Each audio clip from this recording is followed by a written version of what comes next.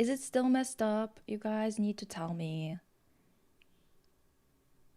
Like, is it fine? Is it absolutely, like, dog shit? I can't tell. Hi.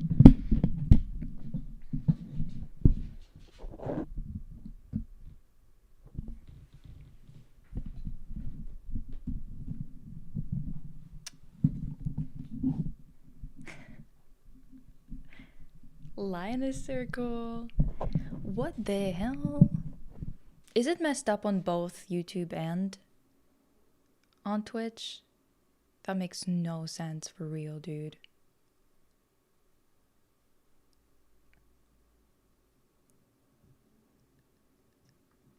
It seems okay on YouTube, more or less. I think.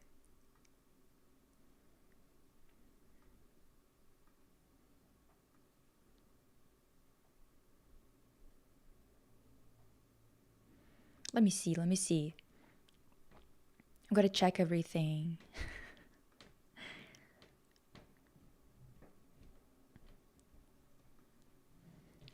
So, I just wanted to stream and chat, and if you guys want to do something in particular, you can suggest it, of course. If you want to play anything, I have my PC booted up, just in case, you know.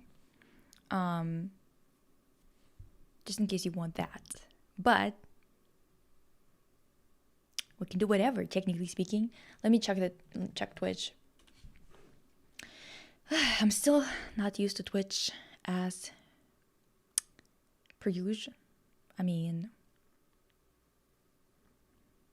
are we surprised?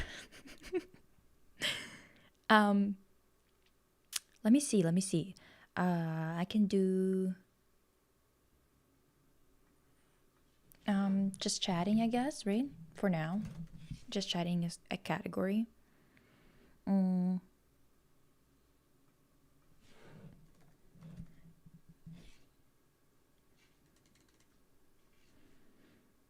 is a good tag for this? What do you think? Yeah, I've got like a bunch of gifts made.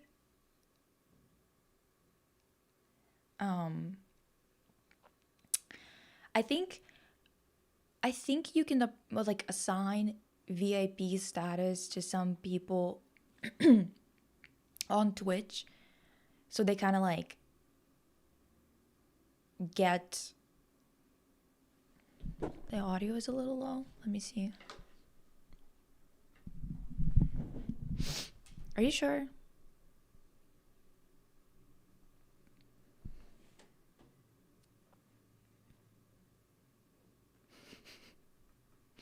Are you sure it's a little low? It seemed to be showing to me that it's all okay. Maybe it's Yeah,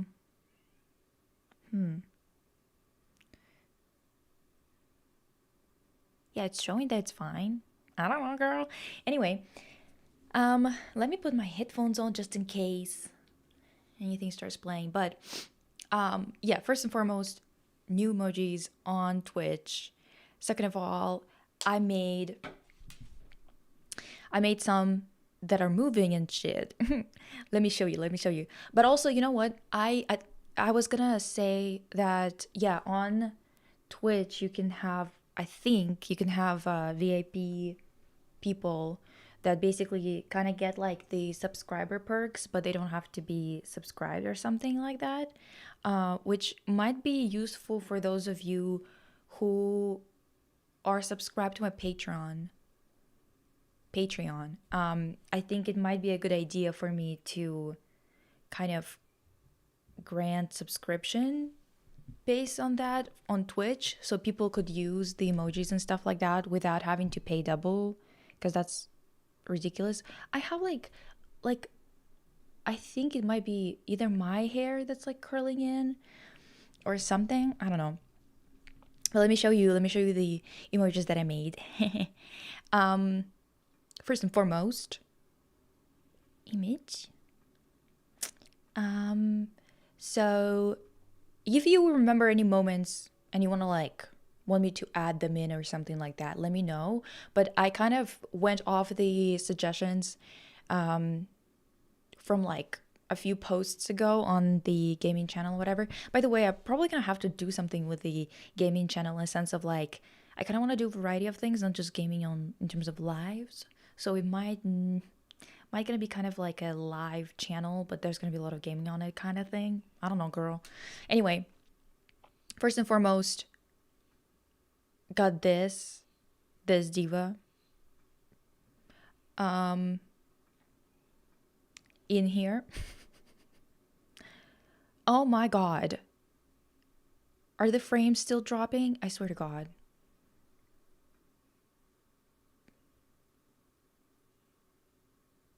Gosh, I'm good. Watch streak achieved. Svader.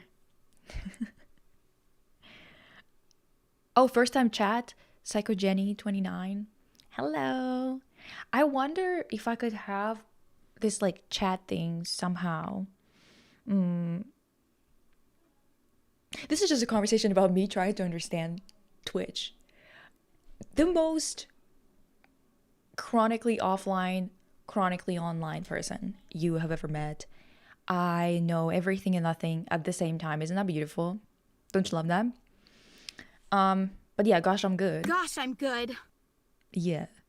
I feel like the soundboard is always a little too high anyway, so I'm gonna turn it down a smidge. Anyway,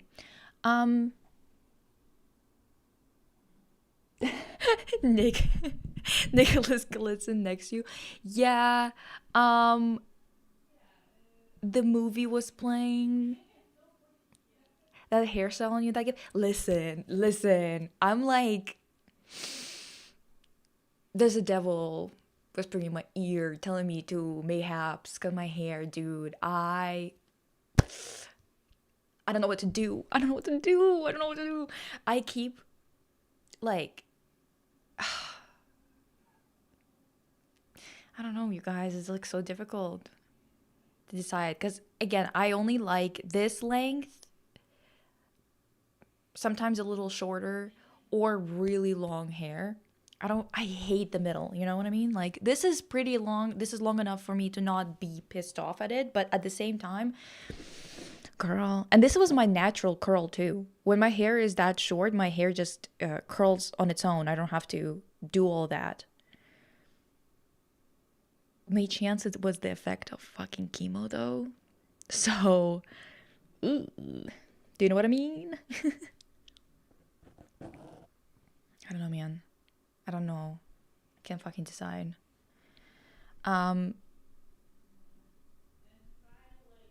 Corky cut. I think hers is like just like a smidge shorter. But this was me growing out my hair from losing all of it from chemo, right? So, hi MT. Yeah. Gosh, I'm good. A live stream, yes. Holy fuck. Why are my headphones like dead, low-key? Oh, God, I can't stand AirPods, I swear to God. The dumbest shit imaginable. It's the same thing with beards. There's a stage where it looks terrible and it's itchy. Like, why can't it just be the right length all the time? Oh, I can't believe this shit. It's literally 4%. Fuck me backwards. Whatever. Have I seen the drama? No, I haven't. As per usual, I'm like the worst with watching things. Absolutely the worst. I saw you watch Suspiria. If you enjoy Dario Argento's work, I recommend Phenomena, if you haven't already. And as games, the Clock Tower franchise. It's based on his work. Clock Tower? Let's see. By the way, so I read a bunch of shit on Argento's work recently. Clock Tower games.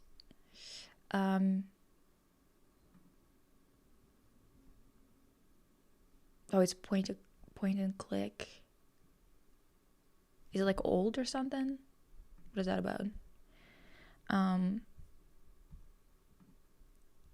Anyway.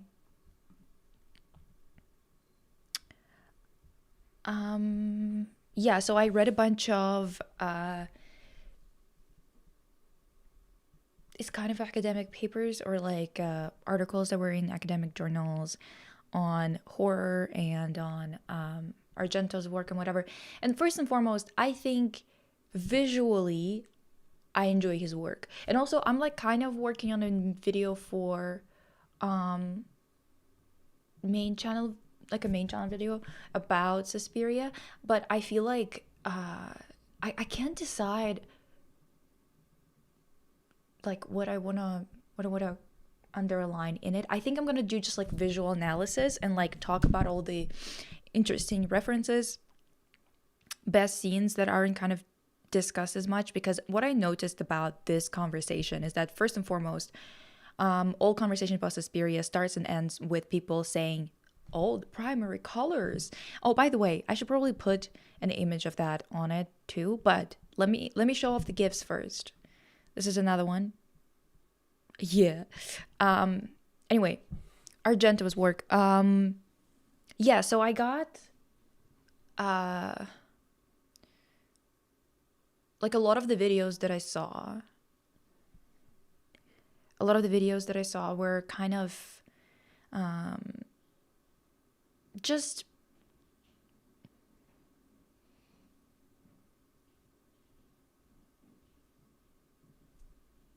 girl. Why are the lives so what's going on? Is it my internet? I don't know, girl. Anyway,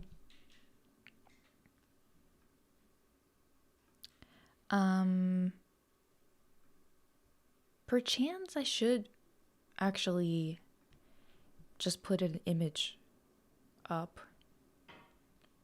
I don't know. I'm gonna put an image up, I think, of one of the shots from Suspiria. So it's kind of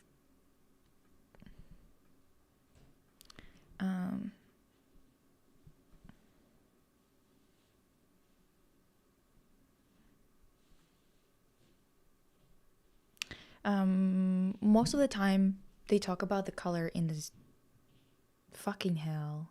What's with the connection today? I'm literally going to lose my shit.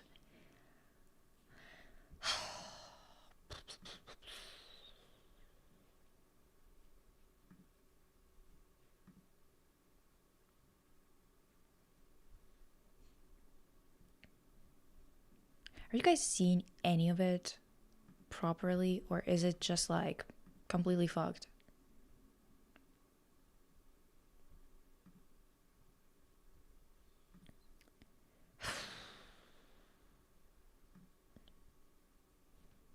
I'm like losing my patience, I'm not gonna lie.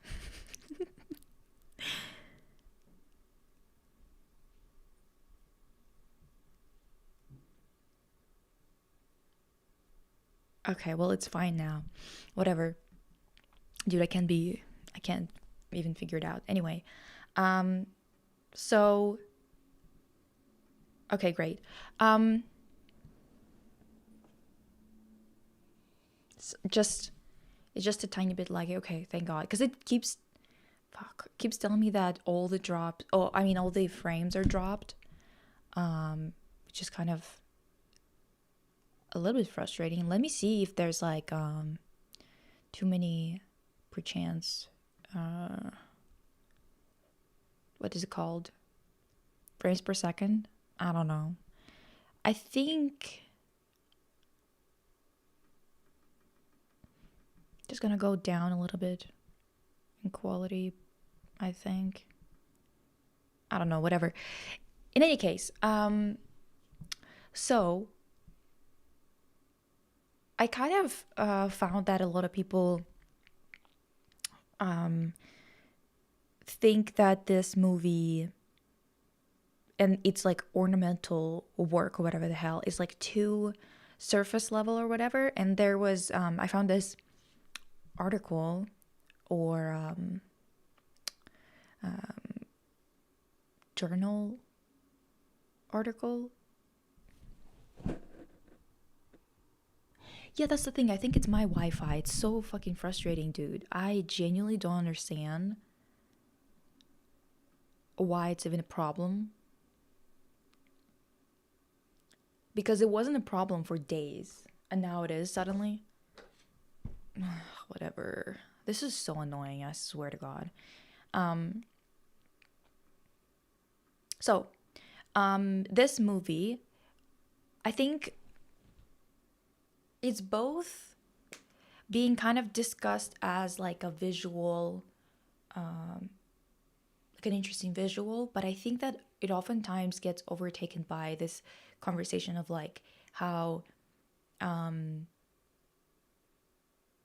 useless it is. It's really interesting because I think that it's true that this movie honestly doesn't really have a deep story in it. I think that the overall story, or not even story, but the meaning of the experience is genuinely the visuals and the music, right? Oftentimes I think people kind of both give too much credit and too little credit to people who approach filmmaking this way, because the thing is, I think that it's kind of a great idea when it comes to creating this type of art, right? I think that it's honestly I kind of hate it more if a movie has a good story but it doesn't have a good visual. And I don't mean aesthetically pleasing stuff. I just mean like a really strong artistic vision, because to be honest, at this point, just write it down. There's no need to be in the visual medium if you don't want to be in the visual medium. Like, it's just not something that is a requirement, if that makes sense. But I found many texts about this, and honestly, I'm gonna just show you how I go about research that I do for my videos in general. Like, I don't know why I'm doing this much, considering that so little out of all that research is actually going to be in the video, because I end up disagreeing with most things that I engage with. Like, it's a little bit frustrating because I'm kind of like, okay, so why did I read all that if eventually it didn't lead anywhere? But I guess it does help me in terms of trying to narrow down my own opinion by disagreeing. I guess that it's kind of how usually your ideas become a little bit clearer when you talk to other people about topics that you're trying to kind of get a bit more clarity on, and then your own ideas are just kind of getting fleshed out in the process. Instead of it being about getting ideas from them, it's more about kind of like this exchange of perspectives that clears things up a little bit for you, I guess. I don't know. In any case, I'm gonna give you an idea of what it usually is. One sec.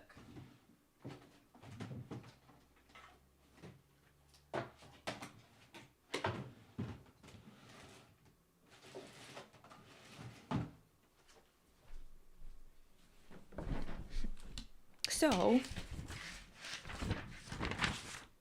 I obviously have like 3,000 PDF files open with like a bunch of notes in them and stuff like that. But I think the most interesting ideas that I kind of picked up from this, and I think I might do. Oh, hi, Maya. I think I might do like a podcast episode on this as well, but I don't know if I if my ideas are clear enough about it. This is kind of my issue about all of this, is that I just keep having to figure out a way to basically write a fucking thesis on every damn topic that's also very easily digestible, which I think is just not like, it's just not a possible thing, especially at the speed that I'm supposed to be working at. So that's kind of why I started to gravitate towards lives, because I can just talk to you about all of this interesting tidbits, but they don't have to be made into a complete thing yet. Do you know what I mean? So let me see. We've got Suspiria basically was inspired, narratively speaking, by fairy tales. This is also why I'm going to make like a video on it. I think what it's going to be, my working title right now, is the maybe the rule of threes, or something along those lines in Suspiria and fairy tales. I'm not sure, because the thing is, it's kind of not really about the rule of threes per se, but it's kind of like the main thing that interests me about it, I guess. Maya just came back from college. Damn girl. By the way, for those of you who are just like tuning in, you can suggest anything. If you want to do something like play a game, you can tell me what you want. I started to watch live streams recently, and I watched Bound for the first time after all those quirky gifts. Thank you for recommendation, girls. It was so good. Yeah. Yeah. By the way, happy Lesbian Visibility Week to those of you who celebrate. And happy Lenin's birthday. I think the fact that Lesbian Visibility Week and Lenin's birthday coincide is not a coincidence. Anyway, so I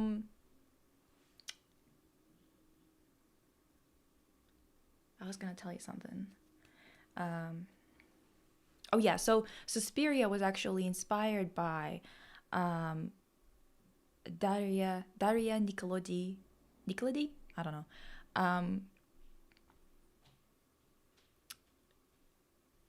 Her grandmother's story about being in this like music college or whatever the hell, where they would do different like they would actually study, but then also the entirety of the school was kind of teaching black magic as well.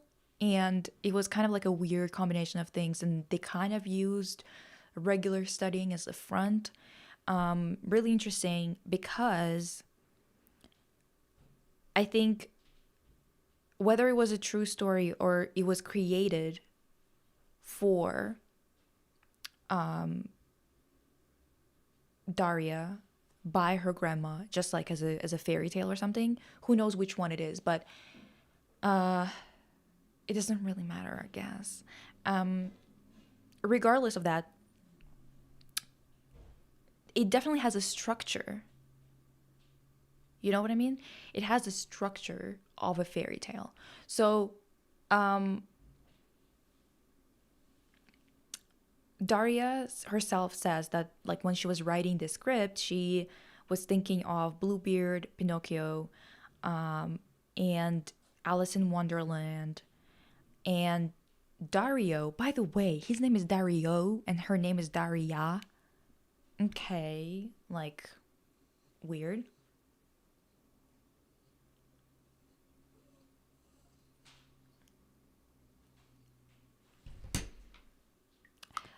I love how every stream there's at least one person in the comments saying they watched Bound. Let's keep it this way, guys. I keep spreading the agenda. I gotta rewatch Suspiria before you drop your main channel video. Yes. rewatch it. I honestly have such a hard time deciding on like how to frame it. I think I'm just going to be like, this is a visual analysis. I'm gonna tell you everything I noticed about the movie and all the kind of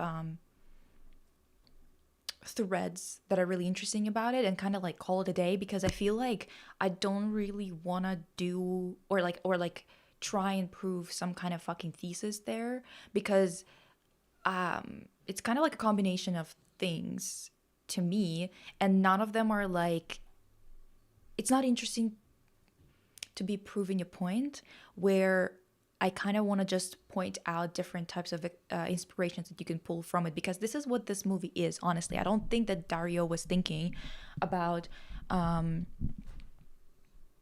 anything but. Hopa! Hopa!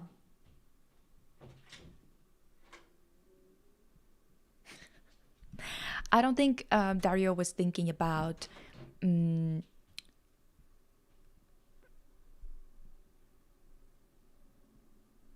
making a point as much as this is like, it's very much informed by psychoanalysis, and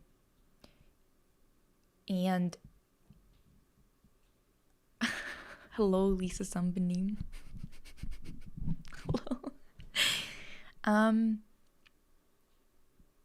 Oh, so many messages I missed. Ooh. Okay. I think analysis is a very difficult genre because it can feel incomplete so easily. So I get where you're coming from. I think you do an awesome job. Oh, thank you. But that's the thing. That's what always makes me kind of get stuck in the process, because with this type of analysis, to actually have a full-fledged thesis, I would have to be actually working in a university, have one fucking thesis that I'm working on for multiple years, actually have access to a bunch of people I could interview and talk to and whatever. This is not the type of work you can do on YouTube and also get no fucking accreditation for it. Do you know what I mean? It's like a little bit too much. However, I do think that there is still value in analysis that's kind of presented to people who are interested in it, even if it doesn't have a thesis per se, because there's like a couple of interesting things about this movie, but a lot of it is kind of hinging on the fact that I love the visuals in it. However, I think that it doesn't really have a very strong,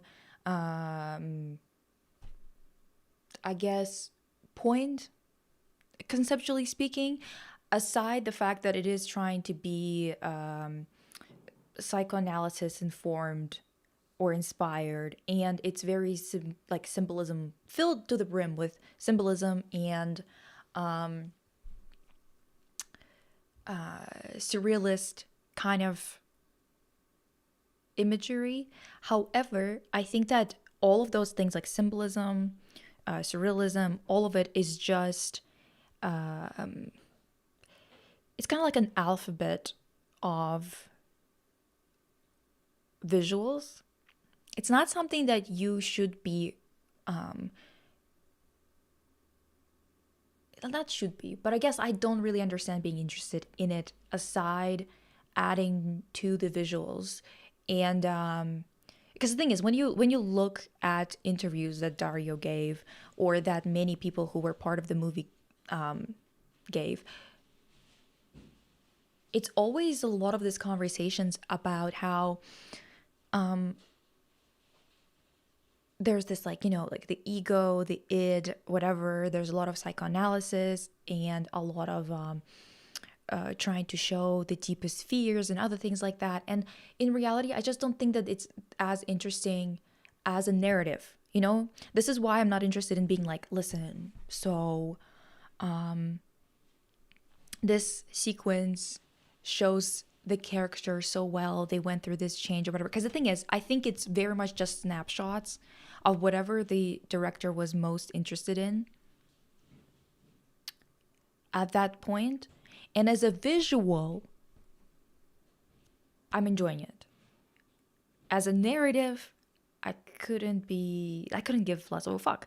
However, I also think that, Suspiria is part of a trilogy. And as far as I understand, the last one, the one that's like the Mother of Tears or whatever movie, I really don't want to watch it. I think I'm not going to talk about the trilogy as a whole because of that, because I don't want to watch the Mother of Tears movie. It's very much like viscerally physical horror, body horror, that hinges on a lot of sexual body horror, and I don't want to fucking watch that. I am so against that, especially from a perspective of like a male director. I don't want to be doing all that. Anyway, Lillian said, I don't know if you talked about it, but what's your opinion on Cat's Eye recent? I was thinking about it so much because I think it's a lesson on hyperpop camp maximalism without authenticity.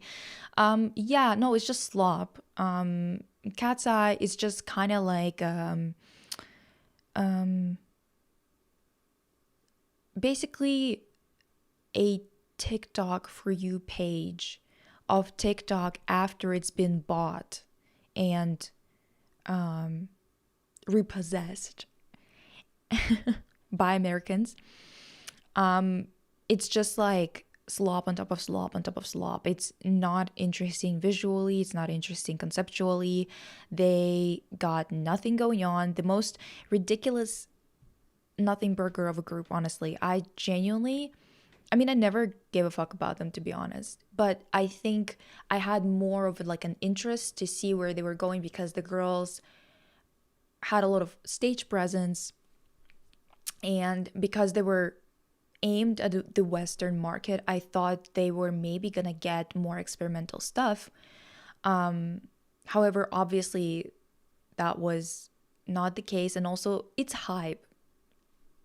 Like, hype is just like incapable of being consistent and incapable of having like a strong vision for a group. They sometimes hit a jackpot here and there in terms of like a song or a concept or whatever. Like, look at Le Seraphim. Technically speaking, they were always very commercial, way too commercial for my liking anyway. But I did find them more compelling in the beginning of their careers, and I liked some of their stuff because I was like, well, Antifragile is very catchy, and I liked one of the photo shoots, so I got one of the albums. Then their first album was pretty solid. All the songs were solid, and I was like, wow, okay, so I guess hype can make a group that makes albums, okay? That makes full projects.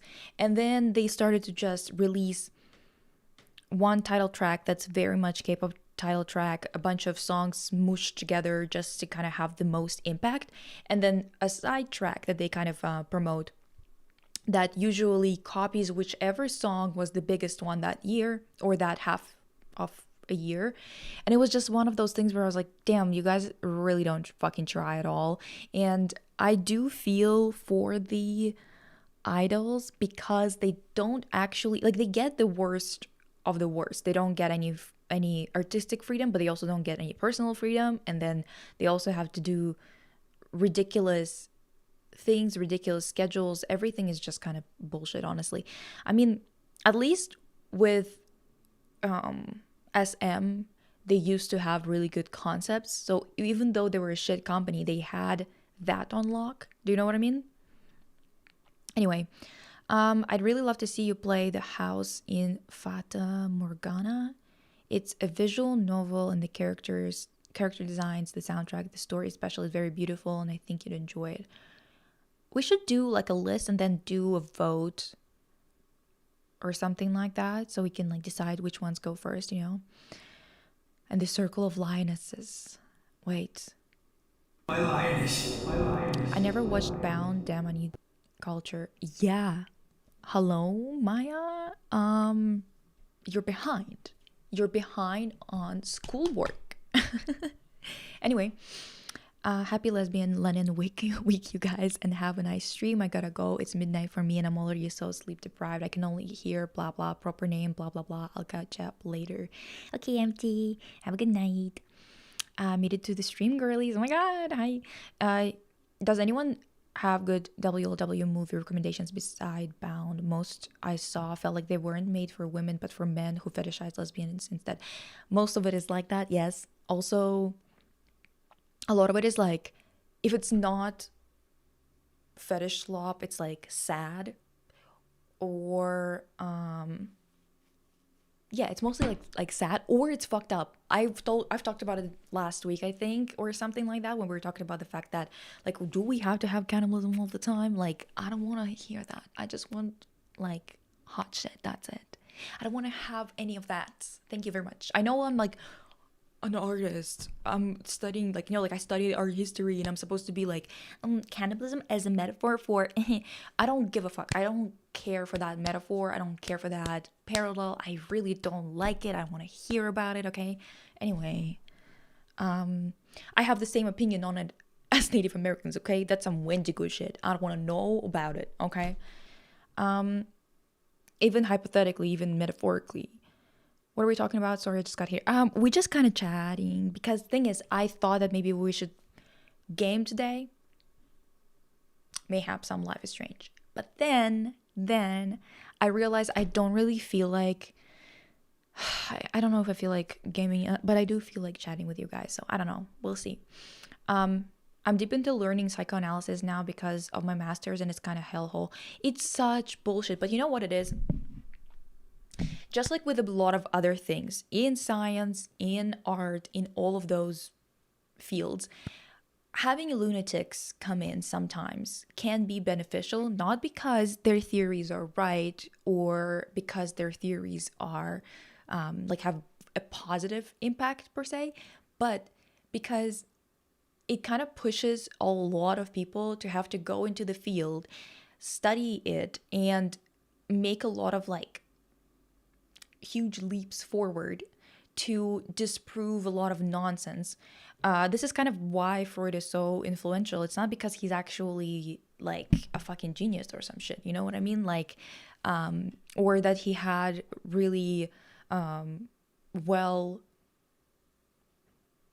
proved, I guess, well like defended ideas, as much as he just like said so much bullshit that so many people had to go in and be like, okay, let's figure this shit out, because too many people believe him, and we need to figure this out as quickly as possible. So it kind of creates a lot of movement. It's kind of the same with like arts and stuff like that. Sometimes you need a freak so you can go in and be like, this is bullshit actually, you guys, and it's bullshit because of this, and this, and you kind of make a bit of a you kind of move forward a little bit because of that, you know what I mean? Anyway,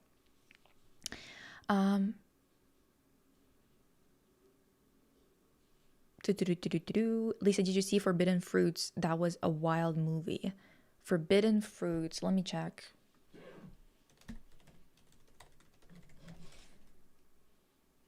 Oh no, I haven't seen it yet. Do you think I'm gonna like her? That movie.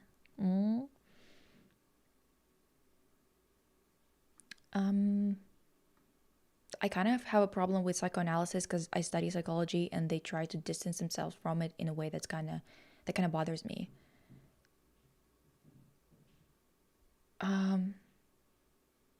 Why is that bothering you? That they're trying to move away from it. The only time I've ever noticed that group is when they did the Winx cosplay. Same. Same. I was like, okay, I love that. Lisa Annie, do you have mint chocolate ice cream or not? Do you like mint chocolate ice cream? No, I don't. The girls have potential vocally and their stage as well. I feel like trying to make them seem authentic, they ended up feeling like the opposite. Yeah, because they are the opposite. I mean, there's absolutely nothing they can say or do that doesn't kind of feel inauthentic, because like even if you look at people who are supposed to be like in a world that's driven by identity politics, right? People like Laura are supposed to be more kind of left leaning because of like the expectations that people put on them, right?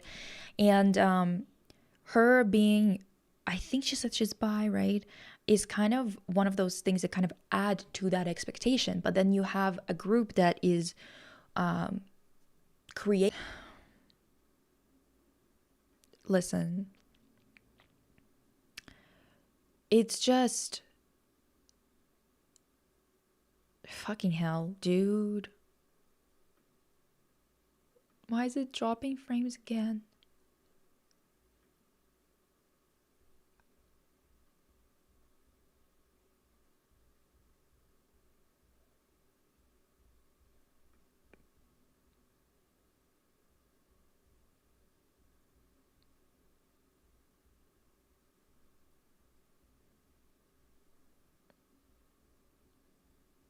Are we back at all?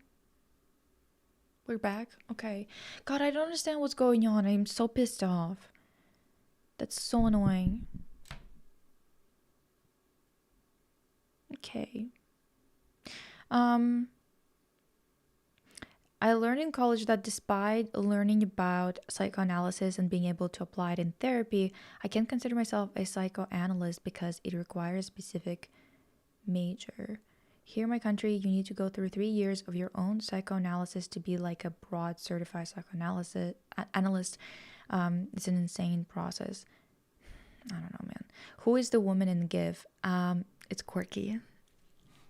It's quirky. Cutie patootie 5935. It's quirky. You're welcome.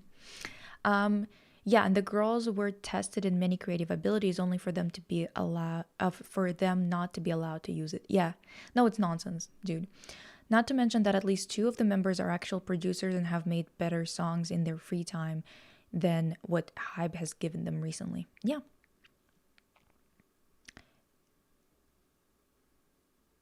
It's Lisa from a past IDBY photo shoot.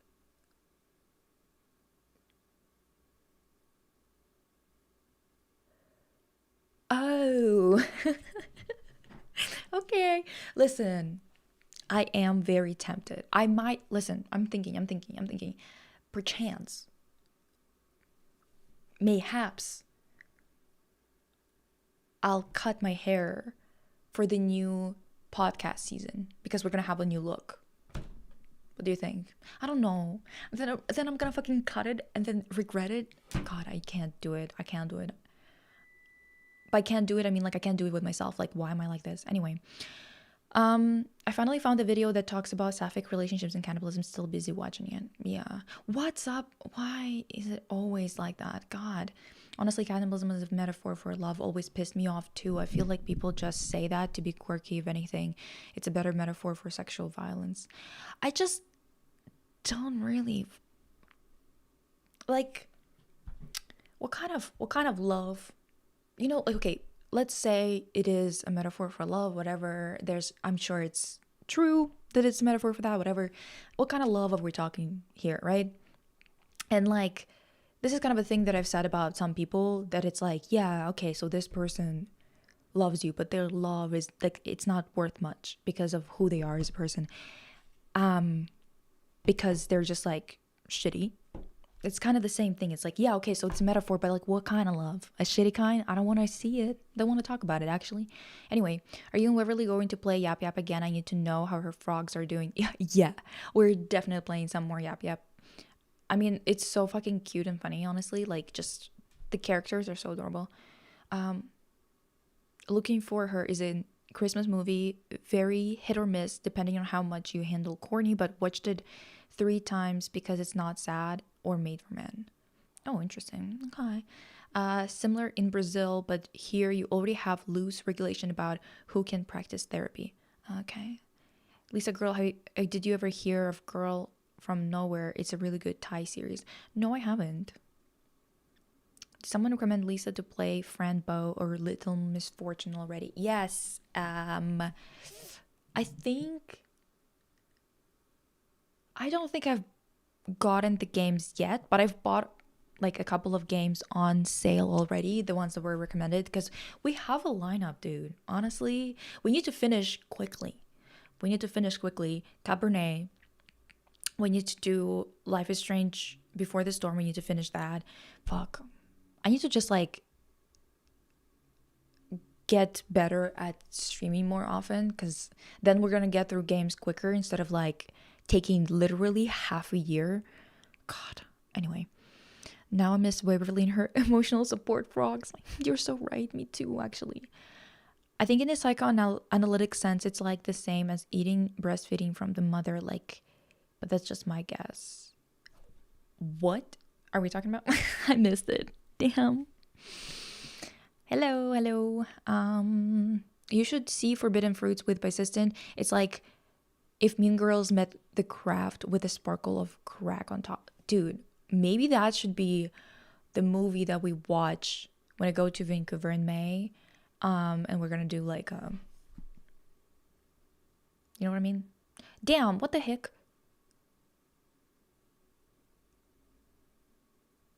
Did we what the hell?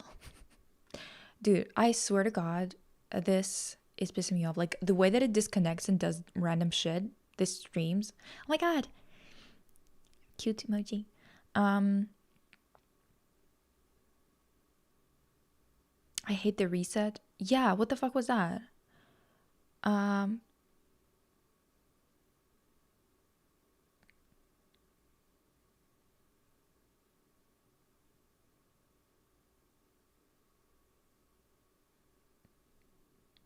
Shit. God, this is so tiring, dude. I mean, yeah. Just to explain, the psychoanalysis thing kind of bothers me because of the way they hold themselves. Like studying psychology, you learn about multiple approaches.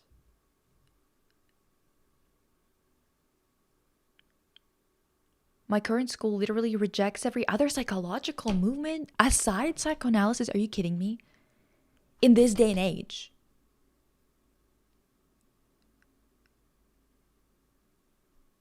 Huh. What?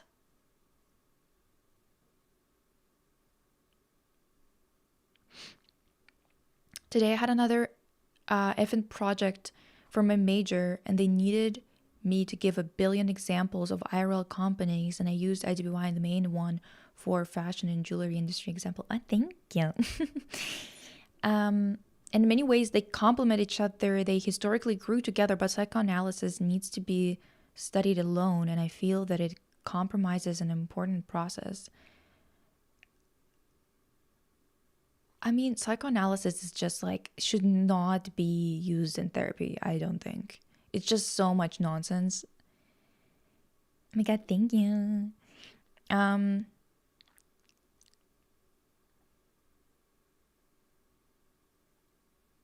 the thing is, psychoanalysis is really good for analyzing especially 20th century because it was so influential, but I don't think it should be used for actual like things that influence people in therapeutic sense. You know what I mean? Oh my God, timing's so good. Even the shitty dorm internet is doing okay. Oh my God.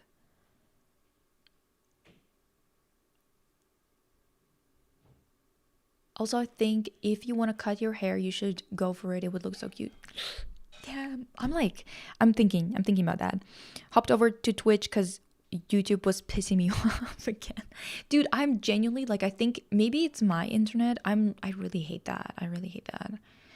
Lisa, do you like retro point and click adventure games? Kinda, yeah. Actually, I do.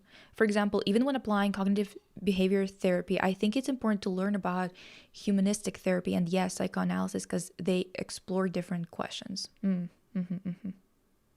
Yeah, Lisa, sorry for all the psychology analysis talk. Wait, are you streaming on Twitch too? What's the Twitch channel again? It's just Lisa Fevral. I wanted to say this, even as a gay man, it always bugged me that most of the popular MLM movies shows were either sad, aggressively horny, or both. Yeah. Like, I mean, there's been a lot more shows that kind of are a little less of that. Like, kind of like, wasn't it Heartstopper that had more of a cute kind of thing going on? There was quite a few that were a little bit more cute. But I've been kind of noticing a lot of people being real weird about suffix, to be honest. That's why we're going to be talking about this week while it's visibility week, because what the fuck is up? People have been kind of annoying recently. What? The morals of the reset are questionable, especially the episode about the girl who live streams. I don't know what we're talking about. I just don't get the hype about psychoanalysis as therapy. Yeah, me neither. Yeah, I hate how aggressive sad a lot of LW content gets. I kind of get the message that they were trying to pass in that episode, but okay, so I completely missed that.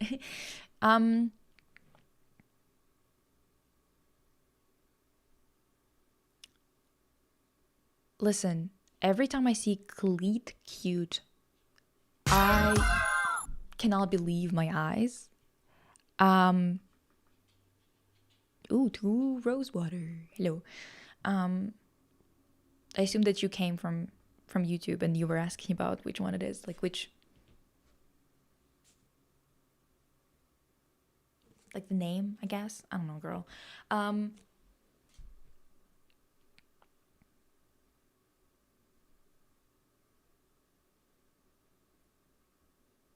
Yeah, so every time I see someone saying cleat cute, I'm like, cleat cute. The name is so diabolical, I don't know where to start, dude. Cleat cute.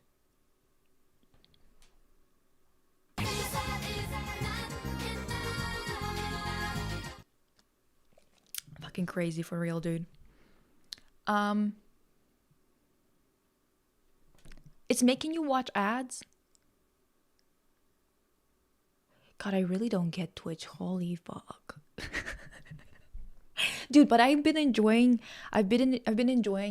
streaming so much more than like doing anything else, because it's just like I'm so tired of editing, dude, and I do too much fucking research for no reason. Sometimes I just want to talk to you guys about the ideas that I found, okay? Sometimes I just want to tell you about the ideas that I have about things, and they're not like it's not a thesis. You know what I mean? Like, this is not I don't know. Cleated rivalry? Svader.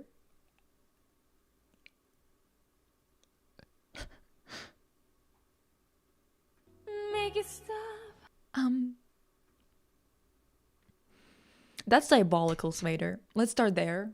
Also, let me show you another shot from Suspiria, because holy moly, this set, sick. Absolutely, like, this emoji is everything. I'm so glad you like it.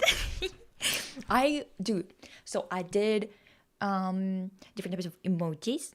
I did some gifs that are emojis.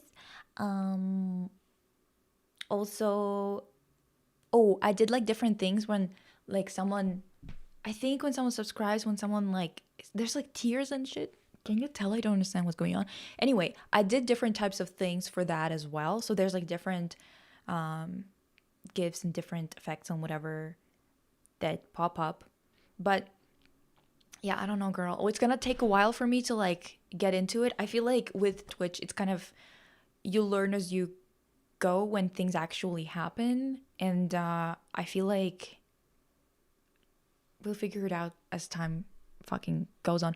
But I think that I'm gonna try and figure out, like, some of you I know already that you are on Patreon as well. So it's kind of like, I'll just make you a VIP on Twitch. I think it works that way, where like you kind of get the subscriber perks because of that.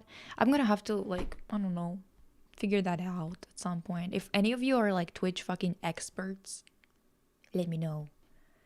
But yeah, this emoji fucking slaps. Just saying. Lisa, you were literally born to be an academic. Like, we will get you there someday. Oh yes, girl. Why isn't it showing on my screen? What isn't showing?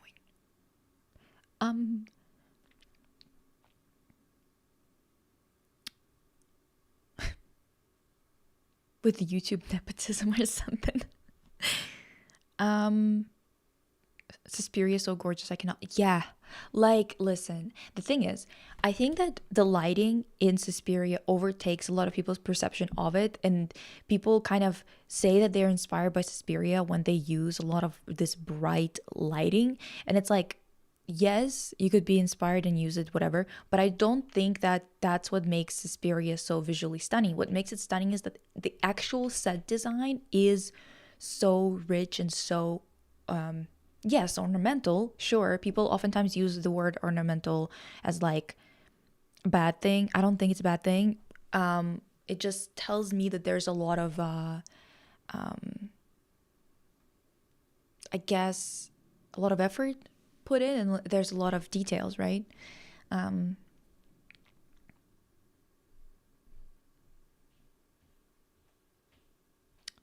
Doing something sexual doesn't always equal art.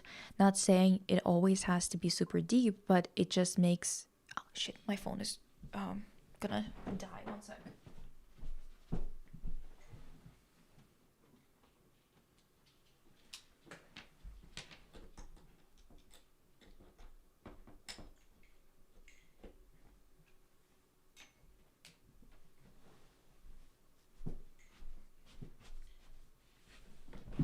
Okay. Phone is not gonna die anymore. Okay.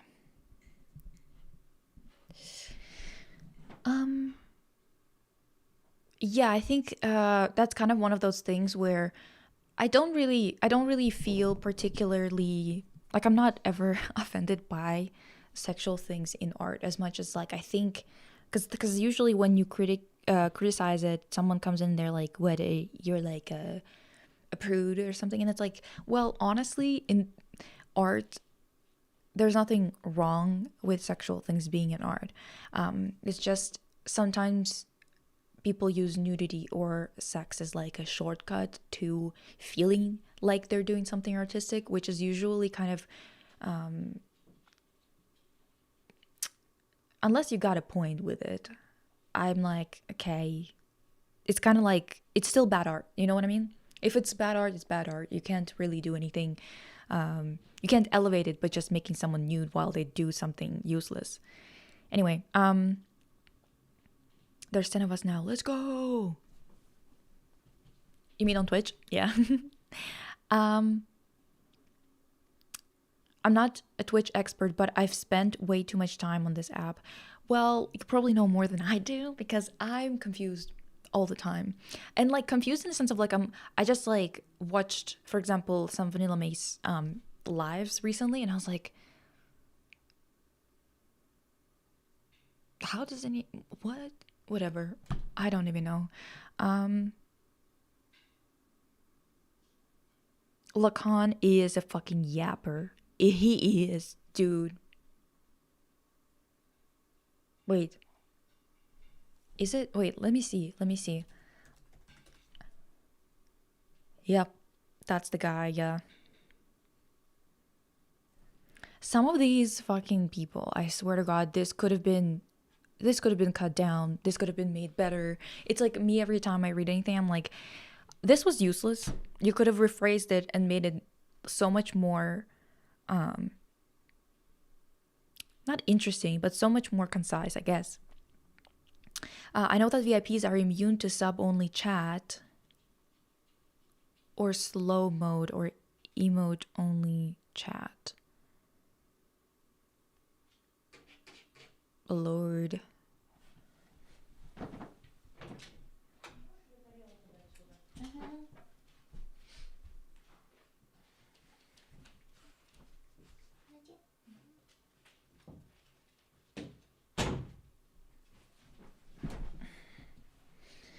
Okay, streamers can create custom exclusive emotes specifically for VIPs or use general subscriber follower emotes. Okay, so it seems like that. Yeah, I did make different types of emotes and whatever, but I was just thinking about how some people are subscribed on Patreon, and I don't think that they should be paying on Patreon and on Twitch. Like, I think it's kind of unfair. What do you think of the portrayal of cuteness in art or modern media? It depends on what kind of cuteness, honestly. Um,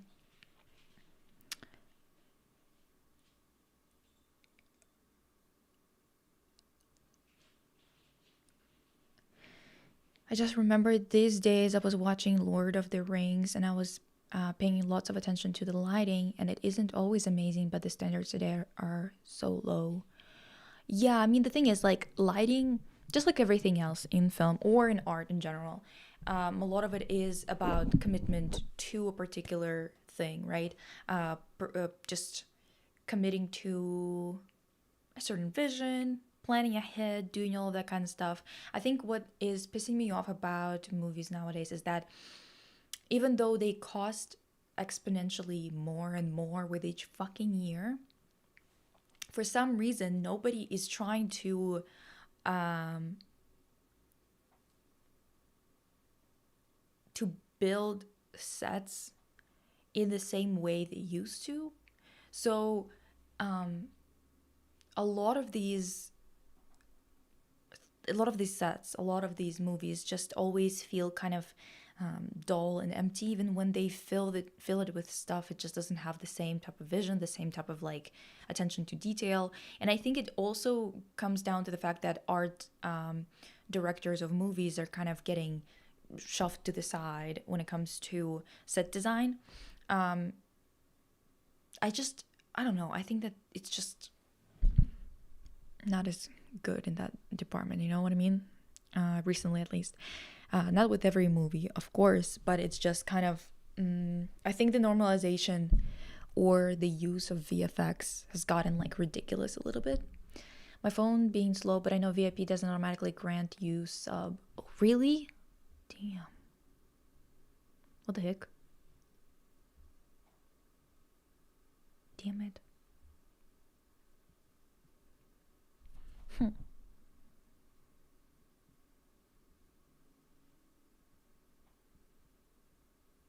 Okay. This makes sense to me.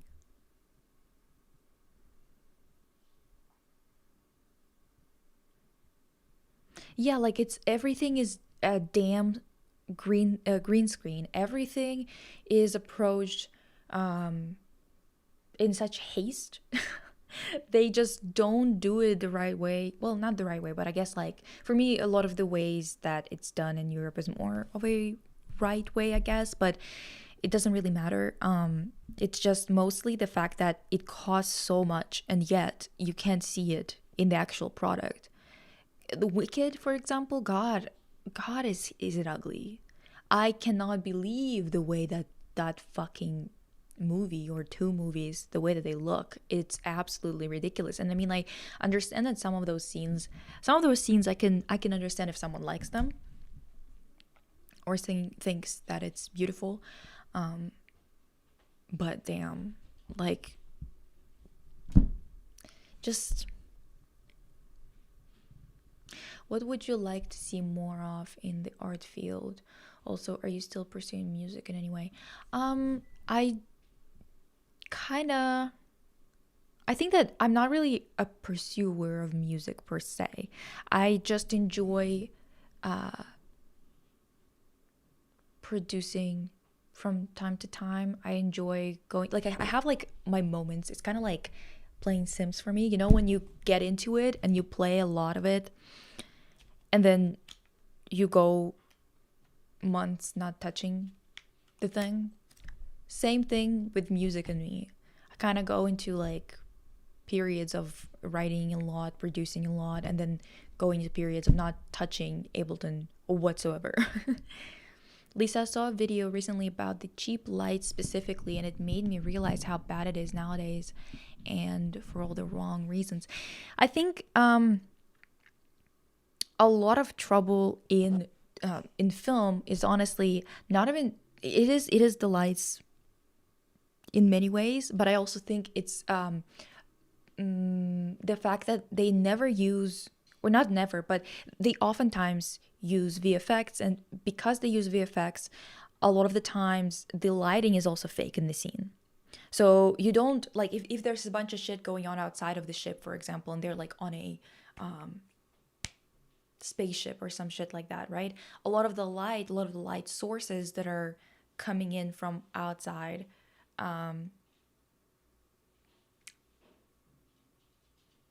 they're not actually reproduced in this studio in the same way as they used to do it. So all the lighting is very artificial too, and obviously it's artificial, obviously it's staged, but it used to be staged as closely to capturing in real life as we could do it. Now it's just like just light them up, like just light the actor, so they look quite flat.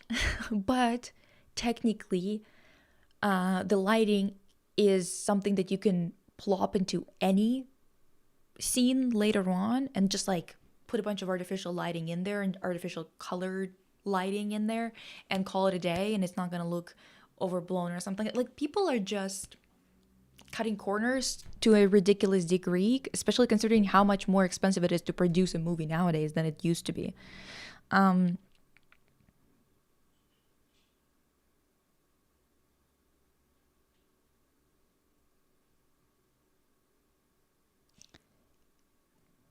Marvel movies just make me depressed. It's literally like 99% VFX at this point. Yes, but also it's just, God, it's just such slop.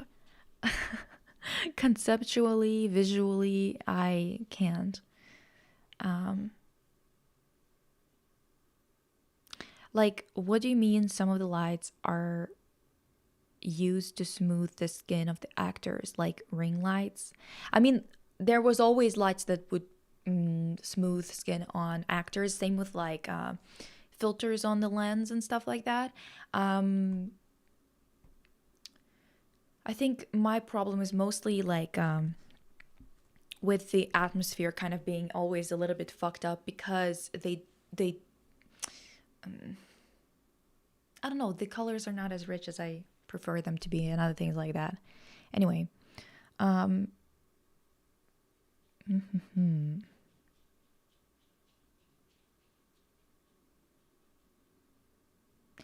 Wicked color grading is so desaturated, the new Hunger Games movie looks more colorful.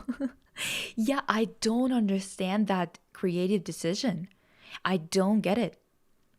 I mean, I genuinely just cannot fucking like comprehend why they would create these sets and everything and then desaturate everything. What the fuck was that? Anyway, you produce music? Yeah, I've been doing it since I was like 14 maybe. But I'm like self-taught. So and also I every time I try to do something that's like less like doesn't have any ominous vibes, it ends up being ominous anyway. Because I kind of for example, I'm like producing a track that's supposed to be somewhat house-ish, and then I just choose the weirdest fucking chords that just sound not dissonant per se, but they kind of feel like they're in a minor mood, right? Instead of a major, even though I think while I'm producing it that it's kind of a vibe in terms of like being in a major mood or in the major key. And then I listen back to it and I'm like, so why is it depressing still? Like, it's a beat, it's supposed to be at the clubs. Why the fuck did I choose this chords? Like, what was I thinking? I don't know. Everything always comes out. Like, I try to make for example, a pop track, and then it ends up being some weird Fiona Apple adjacent shit. It's just really strange choices.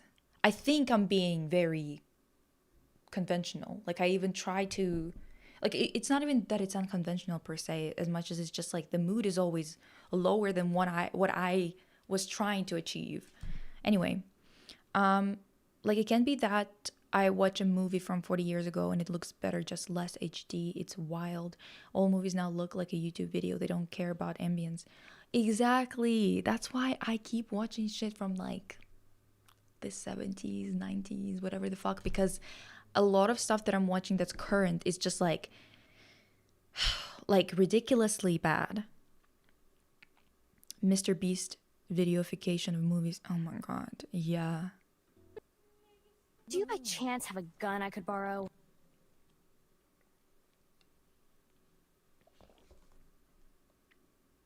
Yeah, it's especially evident in sci-fi and fantasy shit.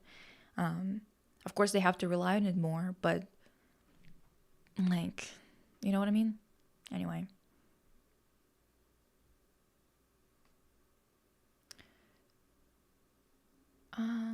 I didn't know Lisa's producing music too. Girl, is there anything you're not good at? I wouldn't say that I'm good at it. I do it. A lot of TV and cheap production trying to emulate a movie lighting 20, 30 years ago is way better than what we are seeing today. Yeah. It's almost 8 p.m. here where I live and I need to do homework. Bye, gorgeous. Bye.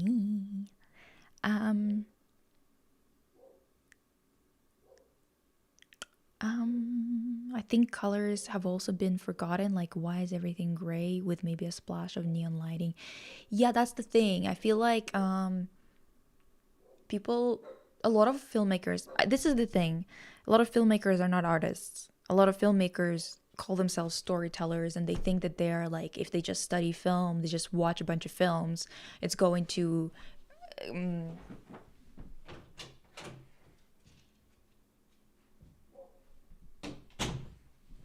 make proper artists out of them. But I just it just doesn't work. This is why I dropped my film major. I was doing double major for 2 years. Hoppa, stop it. Oh my god. Hoppa keeps going back and forth. It's ridiculous. Yeah, I stopped doing the double major because I was like, this is ridiculous. The film production major was so useless. Everyone was so behind too on all the art shit. And the thing is, I wasn't even like on top of my art shit. I was literally a science, like a STEM girly before I went to university. So I was kind of clueless too. And even I was like, okay, you guys are really not, like, what the hell is going on? How are you this behind the rest of the university? Like, everyone, every other faculty in this university feels like a university, and then this faculty in particular just feels like it's some kind of like prep course before you go to university or some shit. Like, it's just so primitive, it's ridiculous. Anyway, Lisa, did you hear the news about Coyote versus Acme? No, I don't know what that even is. I'm blaming the political climate for the decline in movie quality. Oh yeah, that's what you get when everyone is a fucking right-wing weirdo. The art suffers quite a bit.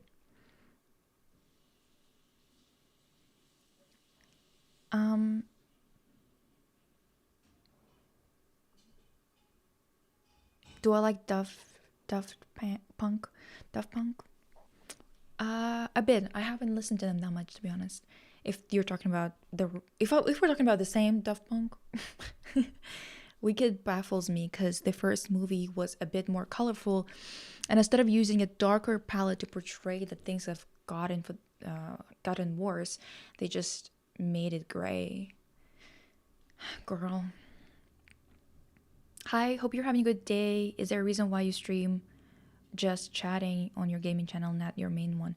Because when I was doing streams on my main channel, it was kind of causing a bit of an issue. First of all, that was a while ago, so the algorithm might have changed like multiple times. Not might have, I know that it has multiple times, but I think that the lives are still kind of throwing your channel off quite a bit. And with gaming, it's like, well, it's gaming, so I might do gaming live anyway. And then on top of it all, when I was doing it back then, I would lose subscribers when I was streaming. I think it wasn't the right not medium, but like not the right platform, I guess. I don't know. Did you see the Practical Magic 2 trailer lit up like a Netflix original?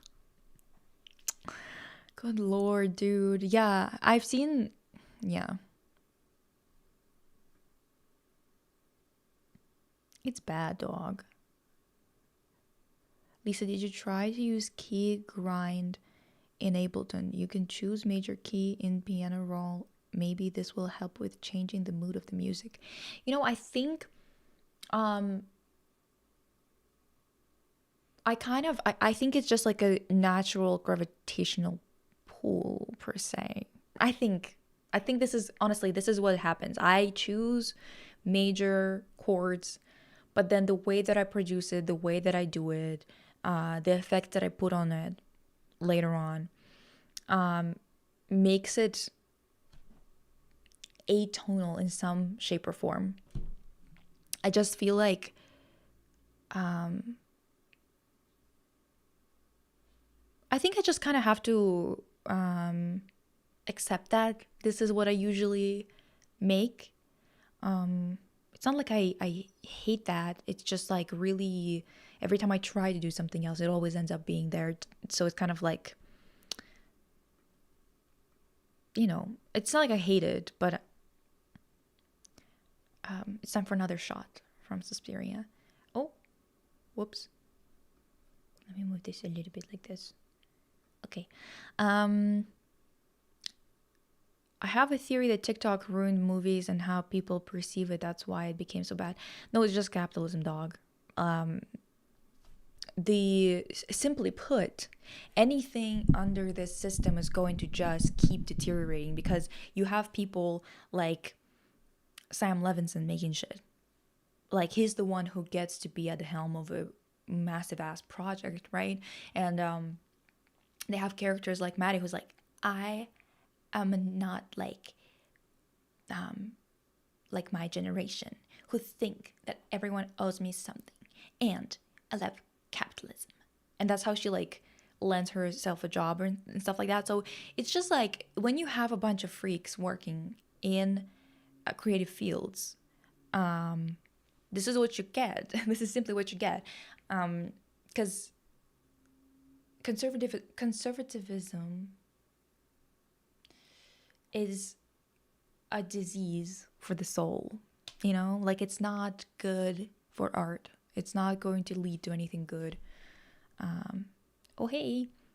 Random recommendation for shows. Deadly Class is a show about school for assassins. The show kind of has leftist politics and the wild... What? And the wild. Oh, a show about a group of girls survive after a plane crash. Again? Kind of like Yellow Jackets? What's up with that? Let me see. Deadly Class.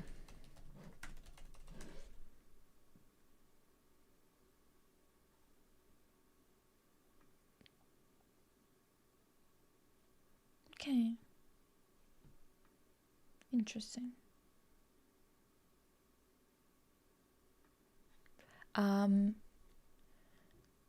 Sci-fi can look really good when you are creative with special effects. I'm always enraged because people will just go straight to CGI, but it's less whimsy. Yeah, no, definitely sci-fi could look absolutely fantastic. There's like no doubt about it. I gotta run to you guys. Okay. Same problem with in graphic design, Neolithic learning.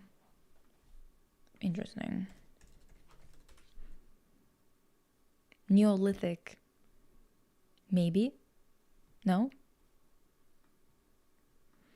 Seeing the color in the first episode of Twin Peaks made me so happy. Oh yeah, so Twin Peaks. Actually, you know what? I watched Suspiria because I'm working on the Scooby-Doo deep dive, and Scooby-Doo clearly pulled from Twin Peaks. Well, Scooby-Doo, that's what is it called? Mystery Inc. And basically, I think that Twin Peaks and the neo-noir movement in America was definitely inspired by Giallo and the European 70s scene. And people oftentimes are like, it's sexploitation movies. Yes, but sexploitation movies were inspired by 70s movies from Europe. Like, people, keep up. Not everything is about America. When you come up with something later in like the 80s and 90s, like, yeah, they probably were inspired by the 60s and 70s in Europe. Come on now. Looney Tunes movie that was saved from being trashed by an indie distributor who openly dissed WB in its own Oh, I saw the beginning of a trailer. I forgot.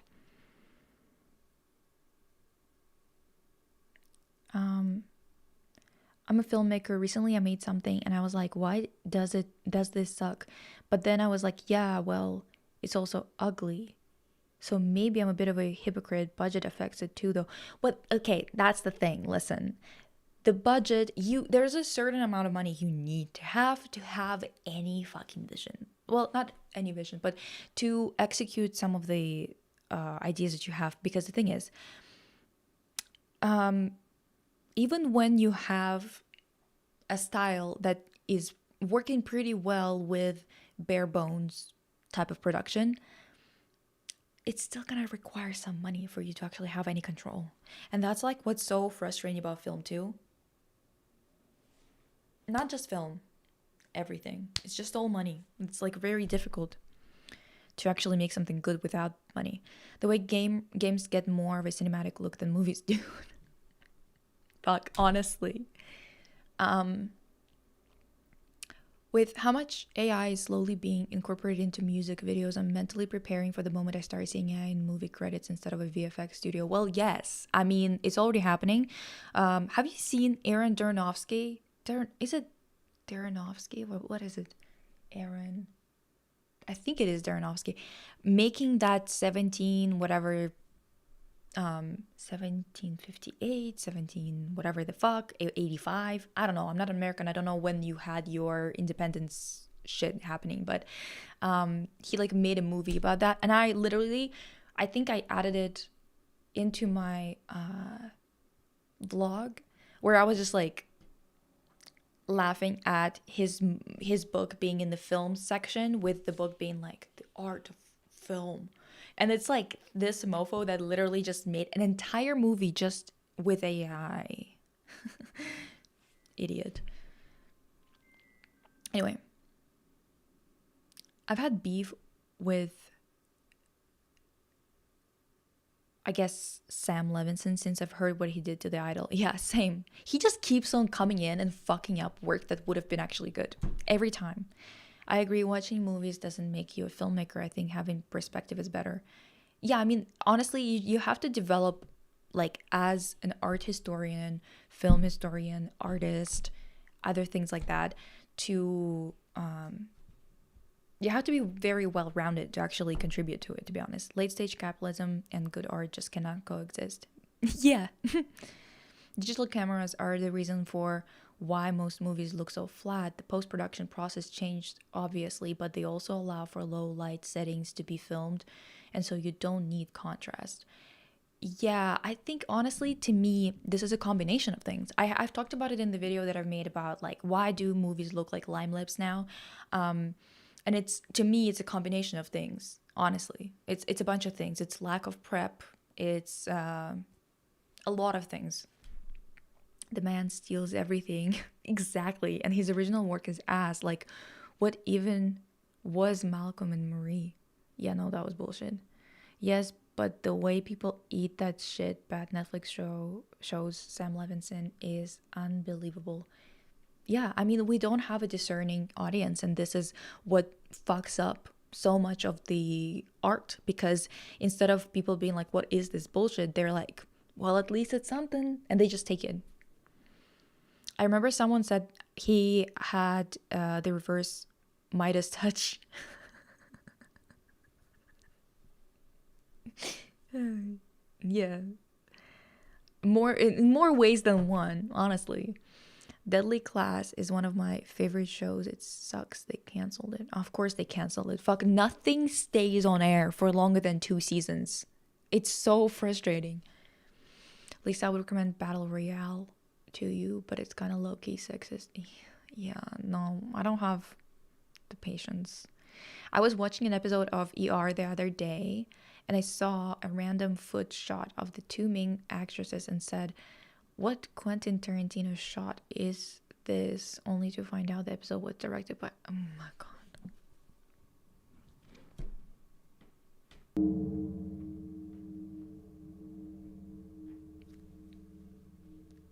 Do you by chance have a gun I could borrow? Okay, so I'm kind of antsy as a person, so I rarely watch horror, but how is the horror in Twin Peaks? I don't know. I haven't seen all of it. I've seen only a bit of it. I should finish watching it, to be honest, because it is like an aesthetic that I really enjoy. Guys, I have to go now. I have much to study before I sleep. Nice chat. Yay, Lillian. Have a good night. The lighting on the drama was so satisfying. Directors like... I didn't like what the director was involved in. There was some kind of gross shit going on. Directors like Quentin Tarantino and Sam Levinson need to be stopped. They can't get away with this. Yeah. Don't ask me what needs to be done with Quentin or with Sam Levinson.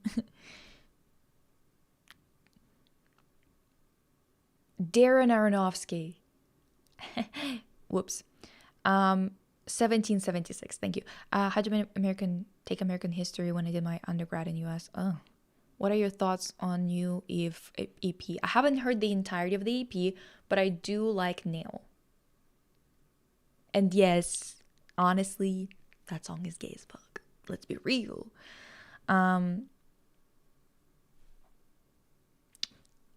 Eve release on Lesbian Visibility Week as expected. Yeah, it's almost 11 p.m. here. Going to sleep now. Bye, Lisa. Bye. At least we've got plenty of other actually decent filmmakers to replace the fucking hack. I know, dude. Belanova? I don't think so. Wait.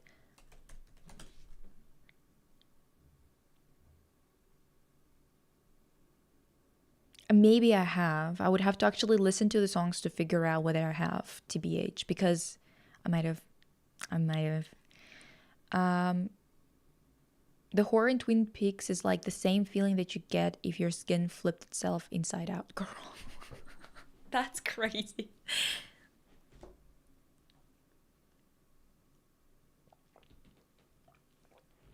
Anyway,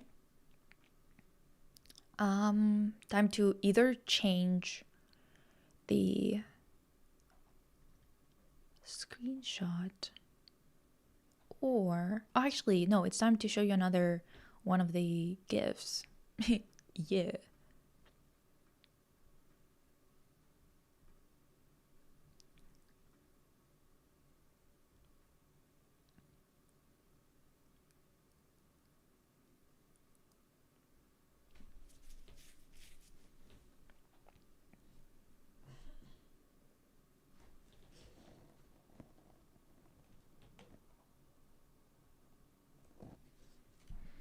I was thinking of what kind of lives we could do. I was thinking of mayhaps, would you guys like a live on a bunch of Chinese designers and brands that I like? That you gotta, if you're in the West, you kind of have to order through like a proxy or something, but I just want to show you what is up there. Hollywood is mostly a bunch of privileged idiots getting their projects greenlit because they know a producer. I don't think highly of them. Same. Simply put, same. Like, what else are we gonna say here? Peak gifts. Mama, a girl behind you. Literally. Oh. It's so funny. The chat on my screen, like the chat on the screen that you guys see, is quicker or like more up to date than the one that I have in my, like in OBS. This is my favorite GIF alongside the one where Lisa is giving 360-degree middle finger. Literally, dude.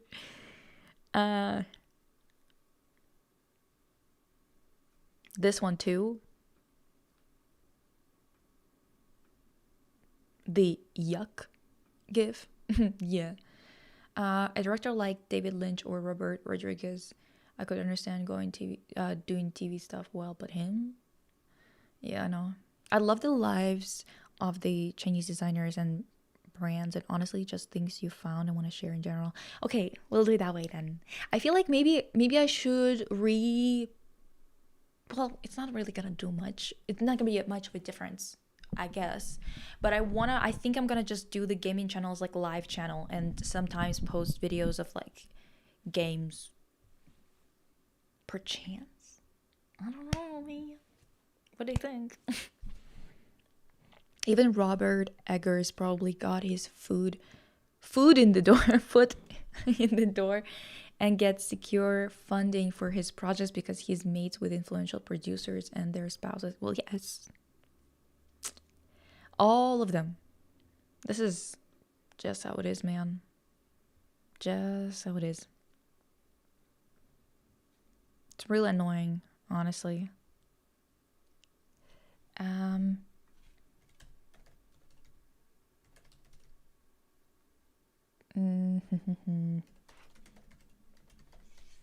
Anyway.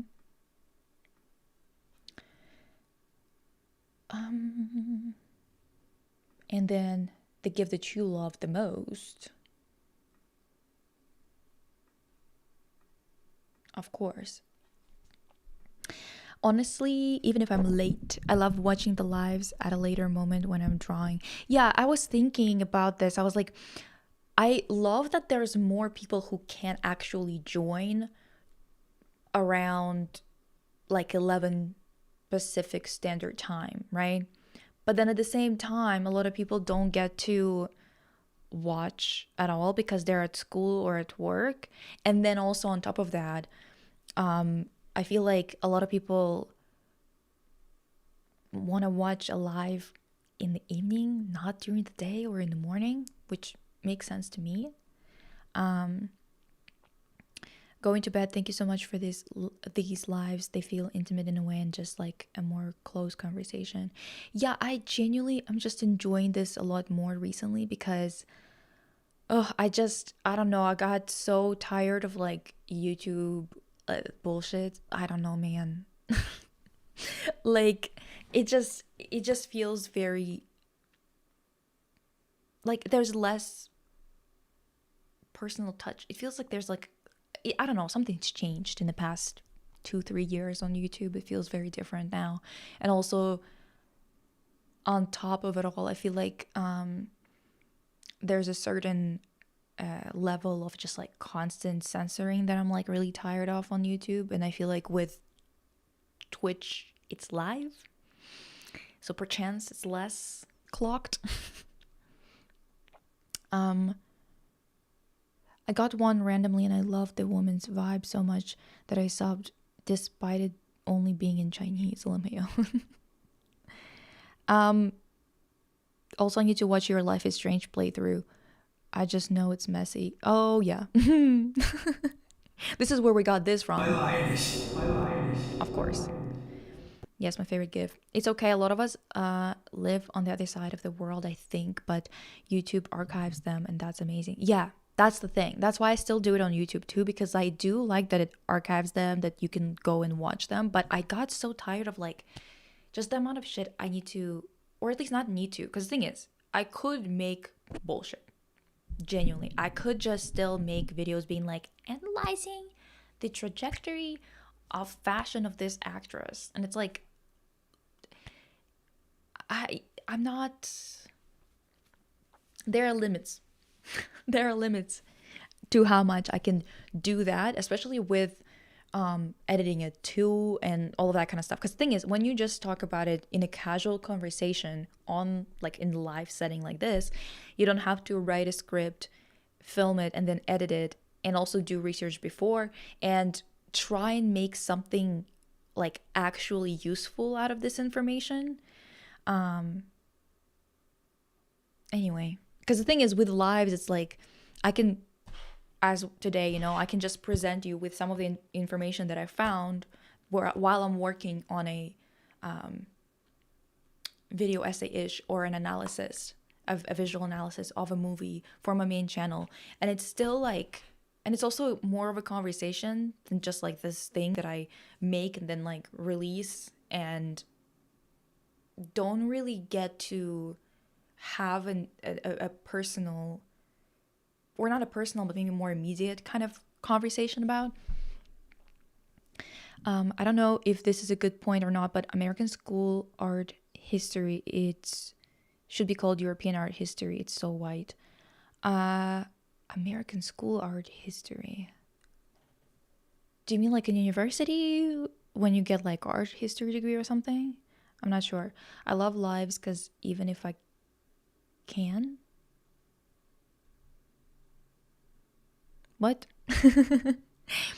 It's gone past midnight over here. Should I go to bed? LMAO. If you need to be somewhere in the morning, yes.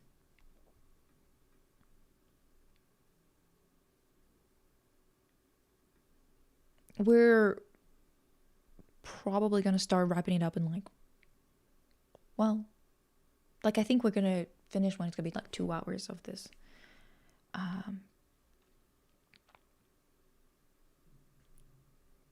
think. PK screaming.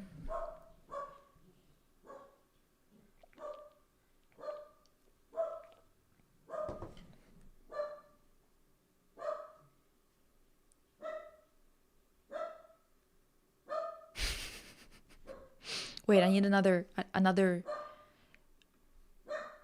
GIF.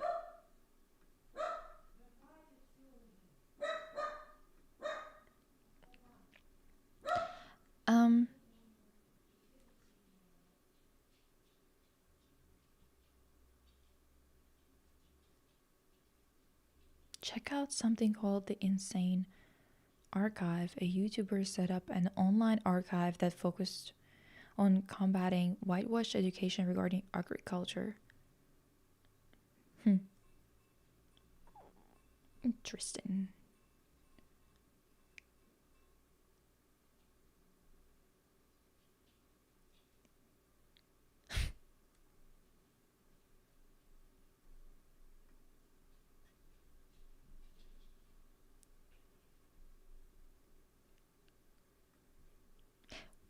Just realized how quiet I was for a while.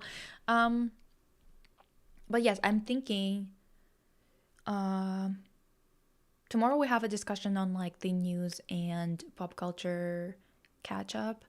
And I think this week we also need to play some more Life is Strange because, well, it's Lesbian Visibility Week. Hello? Am I a fake febrile fan because I haven't watched Bound? Real talk. Listen, I just feel like you're not going to regret watching it. Do you know what I mean? Like,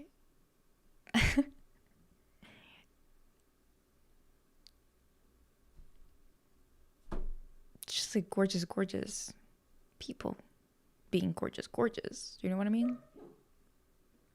Pika agrees. I don't know if you can hear it, but she's agreeing right now. Nobody here has actually watched it. Okay, Crave.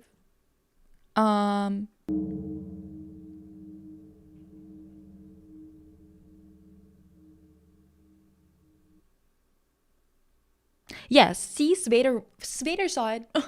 Hello, let's start there. Okay. Also, well, I watched it illegally. Don't tell anybody. Don't tell anybody. Damn. Oh, did you guys see how many fucking, like, so many Japanese people were, like, pissed at Brazilians for pirating shit? And then they got pissed at Russians for pirating shit. And I was like, oh. I don't know what to tell you, bitch. And then I saw a bunch of Russians being like, okay, so you feel bad about pirating, but you don't feel bad about lolicon. And I was like, God, I love it. I love it when people Tell those freaks what's up. Just saying. Putting it on the list, girl. I'll let you know if you have changed my life. Listen, I feel like Gosh, I'm good. it's going to change your life for sure. I mean, are you seeing that gif at the bottom? Are you seeing her? I'm just saying. Just saying. I watched it for quirky, as you should. And also, I mean, listen, Violet too. It's just, I'm myself more of a Violet. Well, I don't know, dude. What am I saying? It's so good, you need to watch it. How fucking dare he? Yeah. Those Japanese people piss me off, bro. I pirate everything. I got 600 bookmarks. Like, listen, I'm just saying, like, it's just so fucking dumb. Like, I saw somebody else being like, so you guys don't feel bad about the fact that it's so normalized in your country to take pictures under skirts that you literally have the sound of the camera shutter being on all the time, like it's impossible to turn it off on your cameras. You don't feel bad about that, but you feel bad about pirating. Okay, classic, fucking classic. Do you experience internet fatigue? I want to stay in touch with the news and culture because I don't want to be perceived as ignorant, but watching all this stuff is sometimes so exhausting, dude. Yeah, I do all the time. I feel exhausted all the fucking time from the internet, but like from just the onslaught of information in general, and especially because it is my job to participate in it. I think oftentimes I wonder, I'm like always like, oh, maybe I should like go into a different direction with a career or whatever, but then I realized that genuinely in this climate, you're still going to be dealing with people kind of treating you as if you're like a public figure even when you're not in like other careers, especially when it comes to like arts and stuff like that. So it's kind of like whatever. And also on top of it all, I feel like weirdly, I mean, I don't know, man, I get really tired from the internet. I do. I'm like, again, the most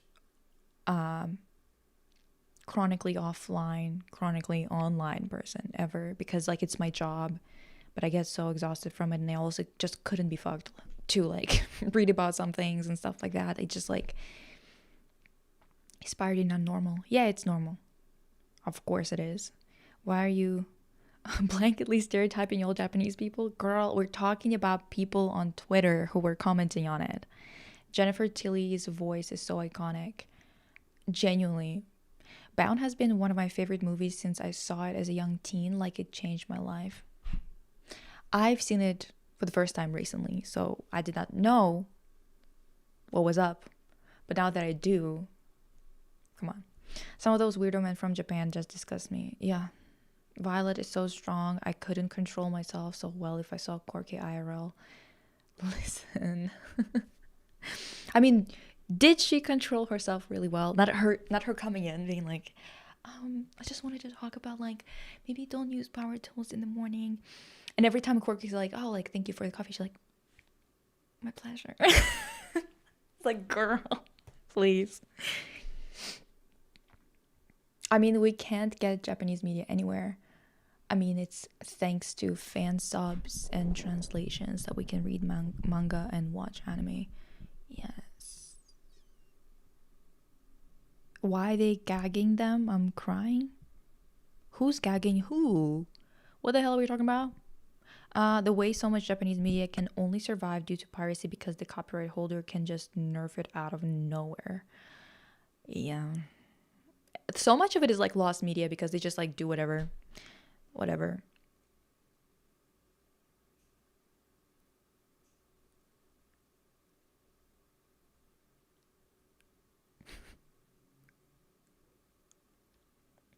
So much stuff is Japan only.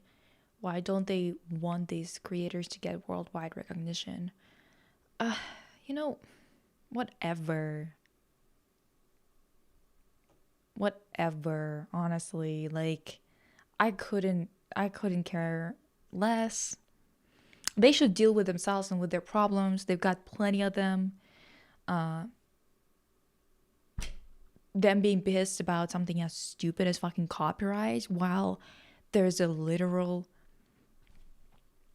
Nazi epidemic going on. Like, bitch, be for real. But I guess they're happy about it. So what do I know?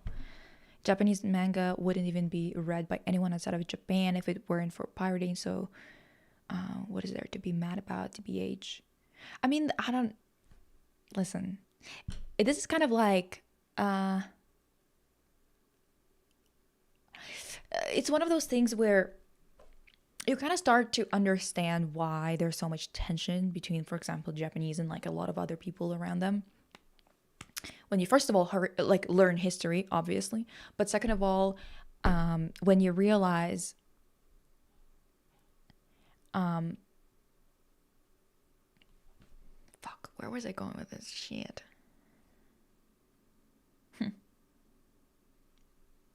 Damn.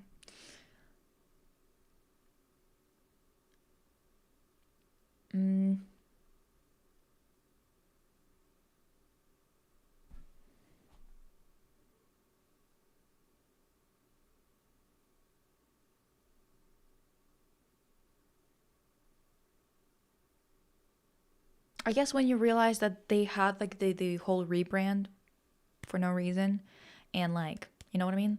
What is the surprise stream? Hey, Elmar. I don't know. I feel like streaming. I kind of, that's the thing. See, I've been kind of feeling like I'm exhausted from like editing. So I feel like also streaming is a little bit more fun because I get to talk to you guys. So Svader, I dropped my earring in the sink train. Like, oh my God, I'm so clumsy. You probably think I'm a nuisance. She's so real for that, dude. So fucking real for that. But the ridiculousness of her being like, of Corky being like, what are you doing? What is she doing? In that scene, after the sink scene, she's like, I'm trying to seduce you, and she goes, why? I would just literally be like, okay, you know what? Fuck it. Whatever. We're done. This is ridiculous. Why? How would you even answer that question? Quickly. Somebody. How do you even answer a question like that? That's so ridiculous. Anyway, growing up in Russia, I didn't even know I was pirating most of the media I consumed. Same. Except for Adobe when I was cracking it.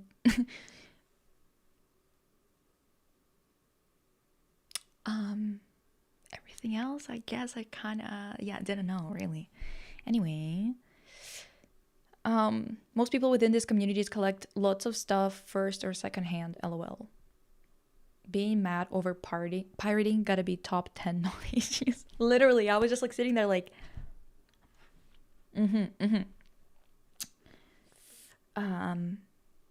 you got elevators that are segregated right now, between Japanese and non-Japanese people, but you want to be concerned about this. Sure. Whatever, bitch. Arabs love pirating too. Honestly, all these corporations are evil, and the money not going to the workers, they're going to the CEOs. Exactly.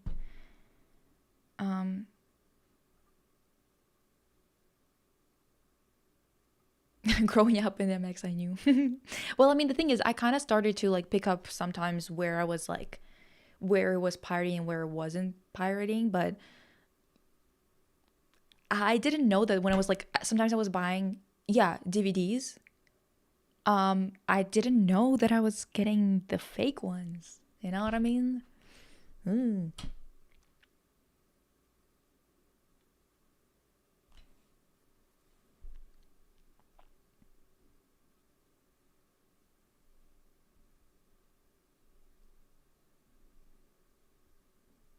Oh, and you know what fucking made me laugh the most is that a lot of those like Twitter users started to be like, we're gonna download Dostoevsky illegally. Bitch. Okay. Go ahead. Do you know that all of the media, for example, that was available in USSR that was released back then is literally available online to watch for free anywhere and everywhere, because we weren't concerned with copyright stuff and whatever, because we were paying workers, and like copyright didn't matter that much because no one was making money off of just ownership of the thing.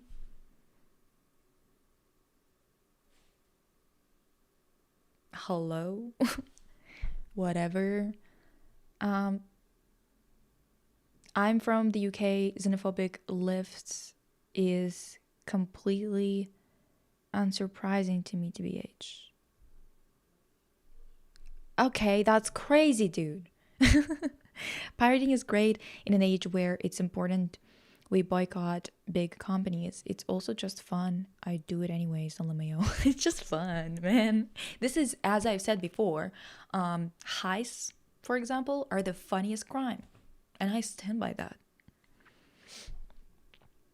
Oh, by the way, other things to Anglophones in the chat that I think are absolutely nuts, okay? That they are illegal because it was not a thing for us. It might be a thing now in Eastern Europe and whatever. Very much can be because we are capitalists now. But jaywalking? What the fuck do you mean jaywalking is a crime? I can't cross a street. It's a crime to cross a street, bitch. Huh? Nuts. Just so you guys know, that's only a thing in North America, or it used to be at least only a thing there. Or not in North America, but like all the capitalist states, I guess. Anyway, and another thing that also is nuts, that it's illegal, is loitering. What the fuck is loitering? Existing? Simply existing is now illegal, bitch? What the hell is that supposed to mean? Nuts, honestly. Oh, this reminds me, any thoughts on the Avatar, The Last Airbender movie leaking? Why is everyone hot like that? Who knew? I didn't know it was even gonna come out. I didn't know that it was even in production. How am I this behind? I don't know. But everyone is looking scrumptious. I'm kind of, I don't know. Didn't expect that. Growing up, CD burning was common practice. Exactly. Boycotting doesn't really matter though, and piracy could actually end up being a cybersecurity risk if you're not being careful. This is in black and white. Well, yes, it's always everything is a privacy or cybersecurity risk in general, to be honest. Just like even registering online for something is a risk. But we're gonna download Dostoevsky illegally. I'm crying. Literally, I was like, you want me to send you a PDF, bitch? Honestly. Maybe it would be good for the soul for you to read something that doesn't have some lolicon shit in it. I don't know. It's just me. That might just be me. Thinking that you need some, I don't know, something that's not fucked to maybe grow as a person. Maybe some Dostoevsky is in order, actually.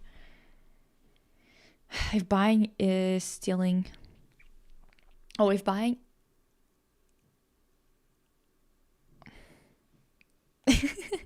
Dude. If buying is not owning, piracy is not stealing. Exactly. If you want to technically pirate something without breaking the law... Unreal gold? What's unreal gold? Pretty sure jaywalking is one of those crimes they came up with as an excuse to arrest POC. Fuck, that makes sense. I never pirate works of indie creators now, but big companies, I'm not giving them a penny. Yeah. By the way, like with small creators, usually you just there's ways of paying them directly, you know what I mean? I'm a bit mad about the face cards looking more homogenous in that movie, but goddamn, the body is hot tea, so you know. Yeah, I mean, I think it's honestly so weird to see Aang as like a grown ass man. I was like, damn, for some reason he's just like a little boy perpetually in my mind. And obviously it's because like the show was obviously about that, but it's like with everyone else, I'm like, yeah, this makes sense. But him, I'm like, damn, why is he an adult?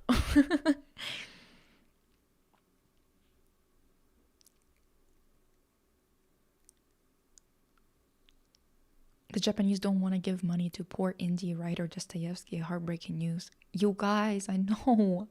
What are we gonna do? What are we gonna do? Damn.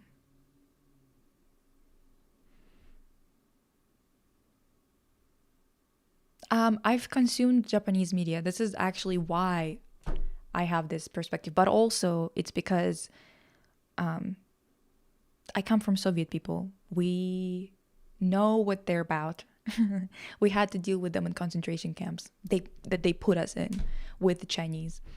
I know that a lot of Anglo-Saxons don't know about this, don't give a fuck about this, think that it's like a joke or something. But to anyone who actually, whose family actually experienced it, it's not fucking funny to us. You know what I mean? You will get fired for jaywalking in Poland, but loitering? What do you mean, LOL? People would laugh in your face if you told them about it. Genuinely, what the fuck is loitering? My Eastern European ass is not getting it. Oh, I can't exist now without buying shit? Are you nuts? Whatever. What is the life about? We're just chatting. I was gonna play today. I was gonna like game a little bit, but then I just don't feel like it actually. Retro FPS games. Oh, okay. No, jaywalking was made because car lobbyists didn't want to pay when cars killed people in droves. That sounds about right. But honestly, like all of this is just like so fucking strange. Laws are really something.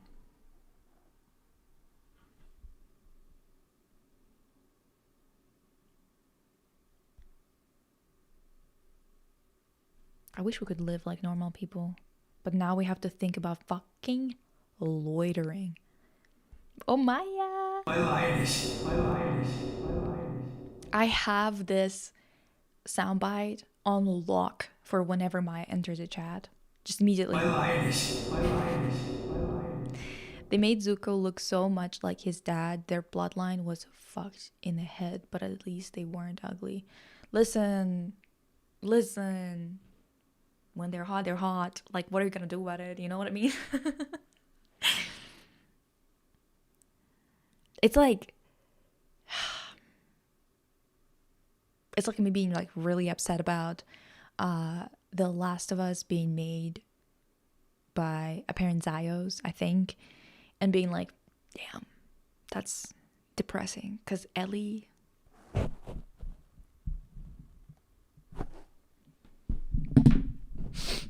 She's quite literally my Megan Fox from Transformers. Anyway. Maya, fellow lioness. Just notice the black hook behind looks like the hook used in movies to kick actors off stage.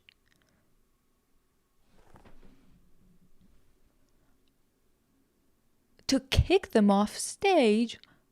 What? I've never heard of that. What do you mean? Loitering was used as one of the laws to arrest POC because slavery is still legal as a form of punishment. Yep. No, the loitering is clearly a like class war tactic. Straight up. Like, what else could it be? What else could it possibly fucking be? You know what I mean? But it's just like crazy that it's fucking allowed, and people just went, yeah, let's just make it into a law. We do, but most of the current generation of Japanese have absolutely fuck all to do with that stuff. So I guess I don't really exactly understand where you're coming from, especially considering I don't know what's happening in Ukraine and what the British Empire has done historically and what British Empire vassal state are still doing. Yeah, that's why I'm going to criticize all of them. But also, on top of it all, culturally speaking, there are places that just did not get rid, at any point, get rid of their Nazi shit. You know? At the very least, we eradicated it for a period of time. Not anymore, because the capitalist virus has gotten in again. Unfortunately, we didn't build the wall, the iron curtain, tall enough for them for the rats to not get in. But it is what it is. You know what I mean? Lisa Leopard fit goes crazy, so gorgeous per usual. Thank you. And My lioness. always felt so mixed about The Last of Us. Why in particular? Hi, Omar. I forgot to send you my pee. Girl, why would you say it like that? Why would you say it like that? She uses that to pull by assistant? What, you mean the hook? The black hook? What? That's crazy. I know exactly. Oh. We're talking about so many things, honestly. We have like 300 conversations going at the same time. It's kind of like having multiple conversations with your friend in different apps. Do you know what I mean? We're talking about life, exactly. Is it crazy to hotbox my car right now? It's 4:30 p.m. where I am. Do you have plans for the evening? If you don't, then why not? We can't even just peacefully exist anymore at this point. Exactly. The black hawk. People used to pull actors out. I really don't know what that is. I'm like associating it with like cartoons. I don't know.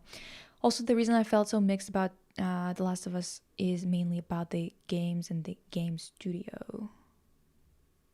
Yeah.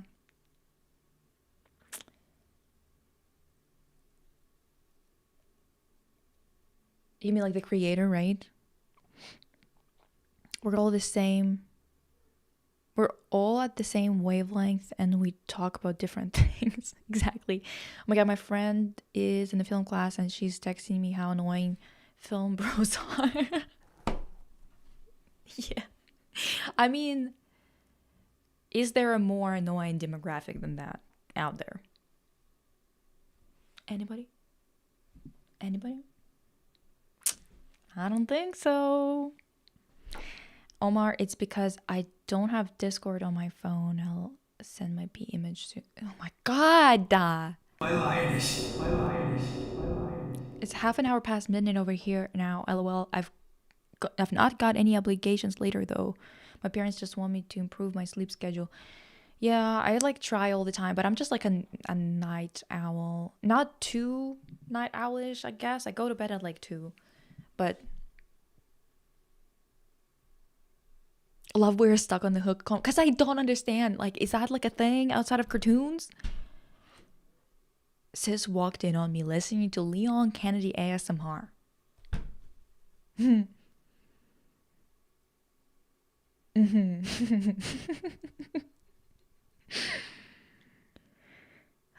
Bro, I never listened to a guy who mentioned Letterboxd. I mean, yeah. You don't have to. I don't think that's like a requirement. I'm pretty sure.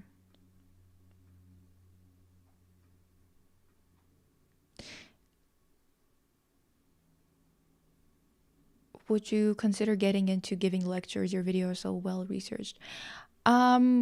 Maybe. I just don't have like a master's or a PhD or something like that.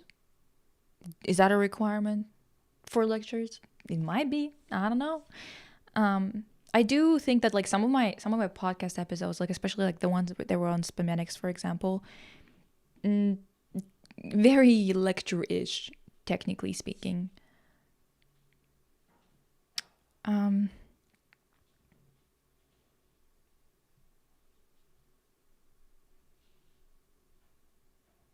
I was thinking of the TRC, Truth and Reconciliation Committee. Well, yeah, listen, that's the thing, that they don't actually mean it.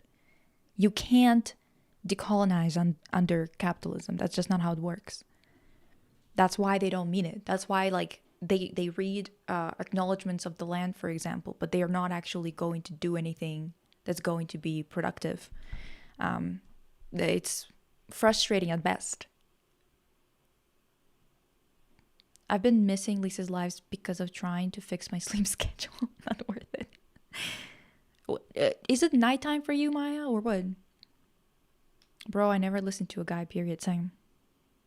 I honestly, it's just like my whole entire life. It's not even on purpose per se. I'm like, just kind of my entire life has been around women.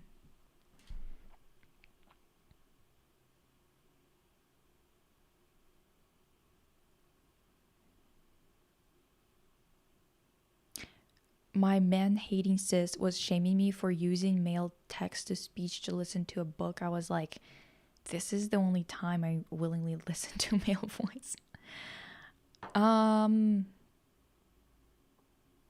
Do I ever? I don't know. I don't even...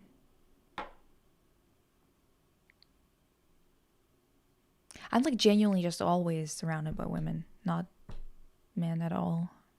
It's not like I do it on purpose, TBH, but it's just kind of how it is, how it happens. Is anyone else excited for the Sunrise of the Reaping movie? I'm glad Hunger Games is having a resurgence with the state of the world as it is.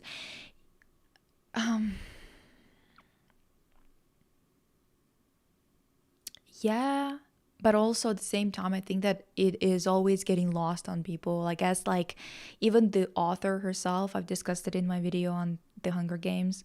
She herself is oftentimes not even like understanding. Like, she's kind of like one of those people who's like poor American soldiers kind of thing.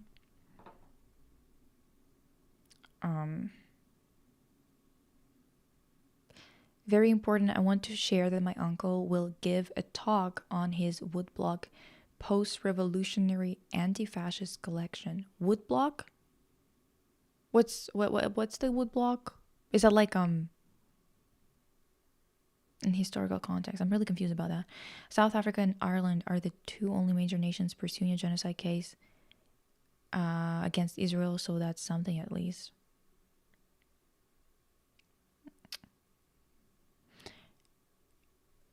Your Spermatics videos are my go-to trying to fall asleep videos, not in a bad way. Love them. Yeah, I don't take it as a bad way whenever people say that. I know that, like, I also love to listen to certain videos when I fall asleep, not because like they're boring per se, but because it's just like the cadence of the video or like the rhythm of the video. I do it on purpose. Women writers only, women musicians only, women artists. Woodblock art collection, like print, like wood blocks for print. Is that? Oh yeah, okay. I'm pretty sure the Hunger Games author is Azayo. I don't know about that, but I wouldn't be surprised because I have discussed it in my Hunger Games video. I think it was like the one on the previous movie, the one that like the songbirds and snakes or whatever the fuck. And I showed an interview where she was talking about the ideas that came to mind and whatever. And it was just the way that she was talking about it and stuff. And I was like, it's crazy how everything is like always just like goes into one ear, comes out the other, doesn't fucking stick whatsoever. It's crazy. I'm not sure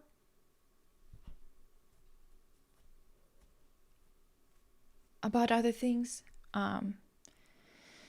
Him and Archbishop Desmond Tutu, most men were granted amnesty. Wait, only a few ever got arrested. Black families had to listen to the horrific final moments of loved ones. Is harrowing. I missed the first part of this. I don't see the comment. Heard the new song, voice actor. Oh, Aang, voice actor.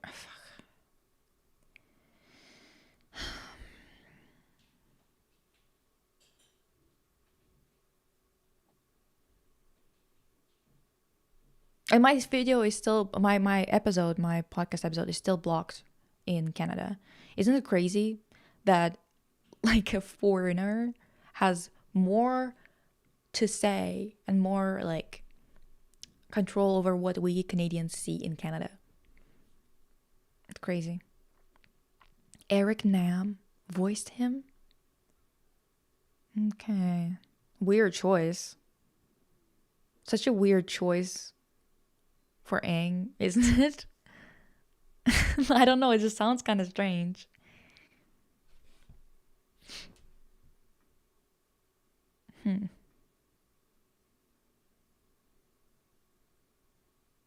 Vader. No, seriously, I mean,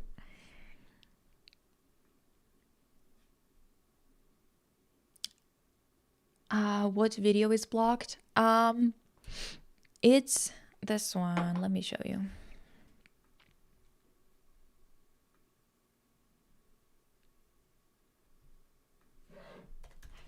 It's the 14th, I think, episode of the podcast.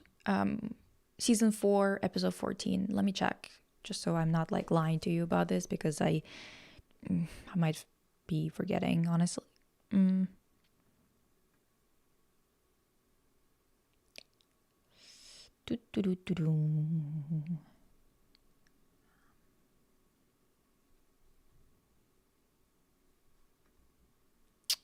It is, yeah, episode 414. And the funniest thing is, I cannot even see. Let me actually add it in.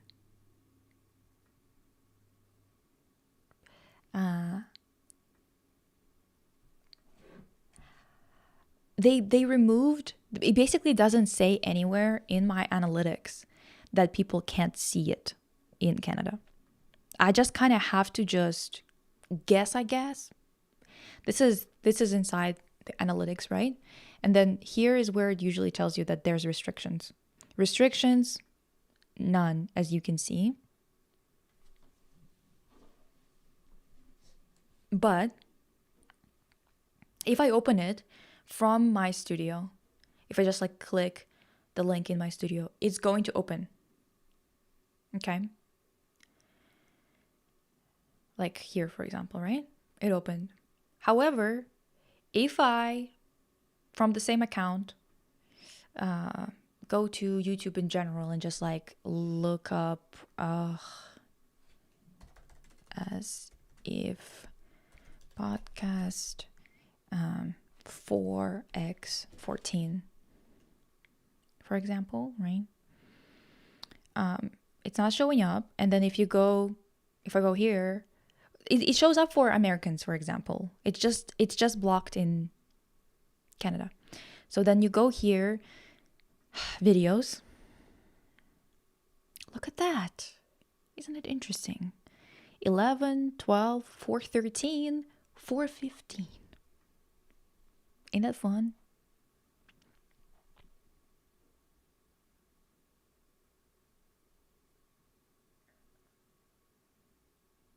I still remember when I found out about that one of my favorite voice actors was Isaiah. I felt so distraught. I know. It's like I saw someone yesterday talking about how like they were shocked when they found out that Hitalia, that show about like the countries or whatever, like the anime, that it's literally called Hitalia, the Axis powers or something like that. And they were like, damn. Okay. Holy fuck. I think it's just blocked in Canada. Yeah, it is. I can't even think of that horrible mashup person without seething. No, same, dude. And the thing is, I'm trying to figure out how I want to go about it, whether I want to go to my alma mater, ask for representation there, or go some other way around. Well, not around, but about it. Because I definitely think that Canadians deserve to know that their media is being censored by people who are not even Canadians. Like we are not the ones deciding what we are seeing, which is at this point, just fucking ridiculous, honestly. Yeah, it's not supposed to be blocked anywhere but Canada. And it's so weird because when you go into my analytics, it doesn't tell you that it's blocked there. Usually it tells you the country that it's blocked in. There's nothing there. Isn't that crazy? Just the concept of a video you made being blocked in your home country. Literally, like this is so crazy. Like the thing is, Masha is also not even a Canadian. So it's doubly insane. When a foreigner, because they have some kind of connection to some very interesting people in the country that shall not be named, when they have more of a say than you do in your own country, it's very interesting. It's very curious. We were talking about the Truth and Reconciliation Committee. I watched it for history class, and it's sad. The one about the female activist who was tortured and killed while pregnant broke me. Man. Love how we all started to refer to her as the Masha person, because I don't know, it's just so funny. No, like, you know what the funniest thing is that her saying that this is defamation. I just showed your screenshots. I just showed screenshots of what you said to me. And I didn't even have all the worst screenshots because my gallery, the president of the board was so spooked by the men that are showed up in the comments because Masha sent them. And she was like, who are these far right freaks? That she deleted them. And I was live. I didn't see it. I didn't take screenshots of that. So I don't even have the worst ones. And she's like, this is defamation. The stuff that I said, showing the stuff that she said to me, just showing it is defamation. Isn't that crazy? I have to do international work calls soon. I'm ESL, feeling self-conscious about my accent. Don't be. Everyone's got an accent. Even here, if you just look at America, people have a million accents in America that are American accents. You're gonna be okay. Everyone's got an accent. Every single person.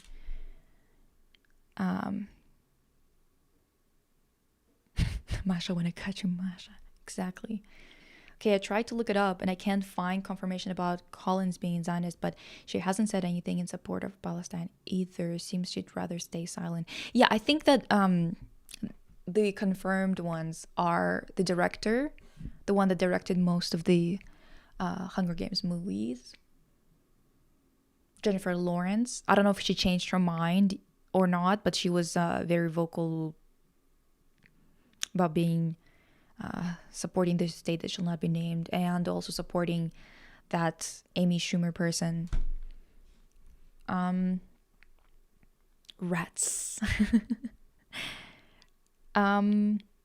Italy is such an odd thing, you know. Yeah, at least I know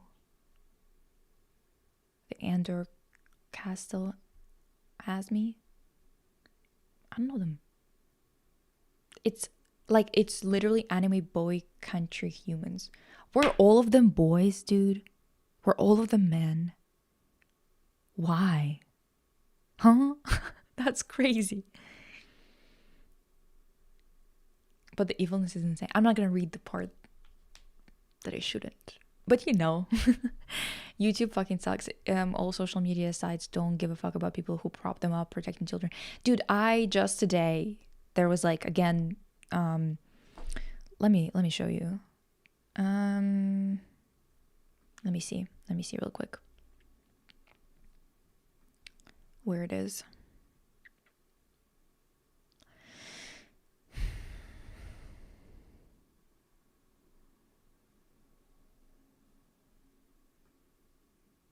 Yeah, so here it is.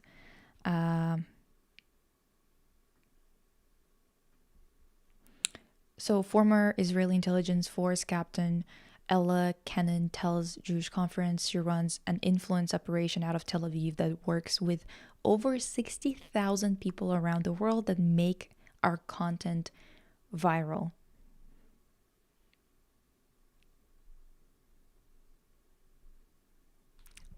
They pushed this particular meme that they've made so far that it even got to Biden.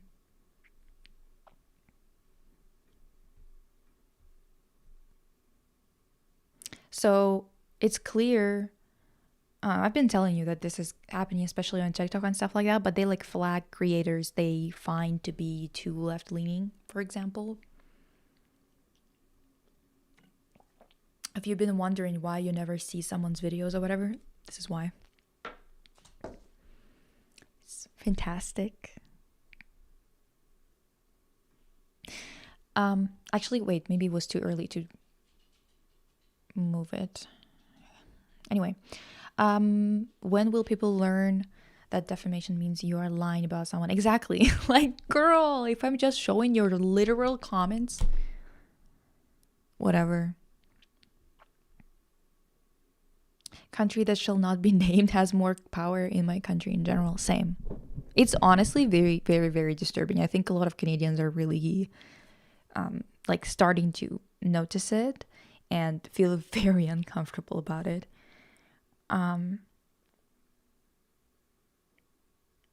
Girl, the comments under that post were diabolical. Did you see them? They were so fucked. Like, I was like, ooh, okay.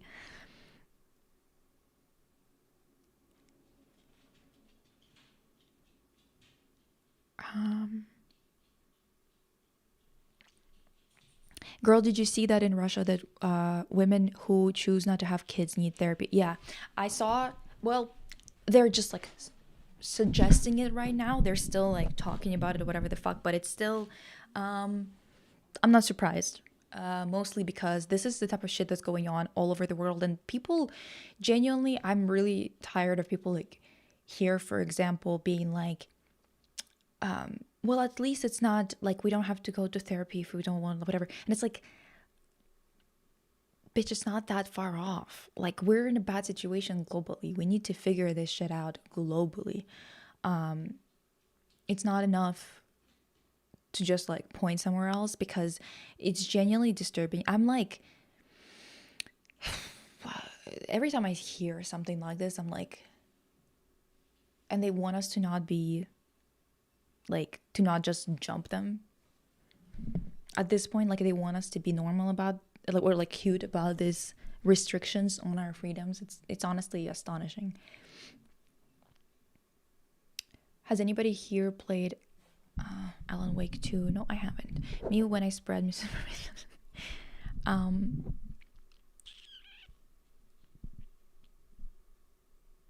Yeah, it seems like J-Law educated herself and now is calling it no less than a G-side. Goofy censoring, I know. Is she still friends with Schumer? I'd be really surprised if so. Have you ever been to Moldova? I'll go there for a uni excursion in the summer. I haven't. I think my mom has, but I haven't. I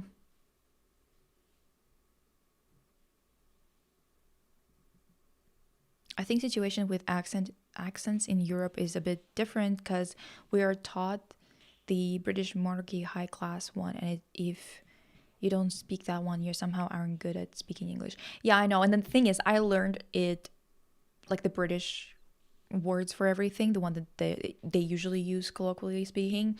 And then I moved here and everyone was like, what do you mean rubbish? And I was like, fuck, you know exactly what I mean. Don't act like I don't know. Oh, I have one.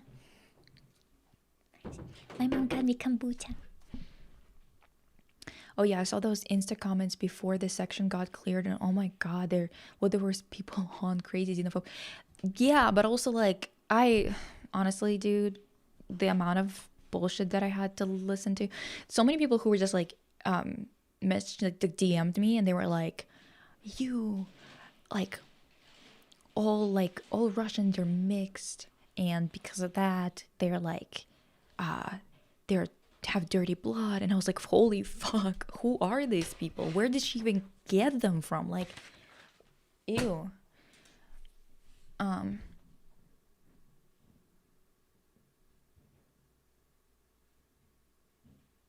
I get red and more red just by the cost of groceries. Literally. Literally. I go to the store today. I got toilet paper. Okay. Not even that many rolls. I think maybe 8. Oh, And also my mom got me coffee. That's so cute. and I got, okay, so 8 rolls of toilet paper, a very cheap shampoo,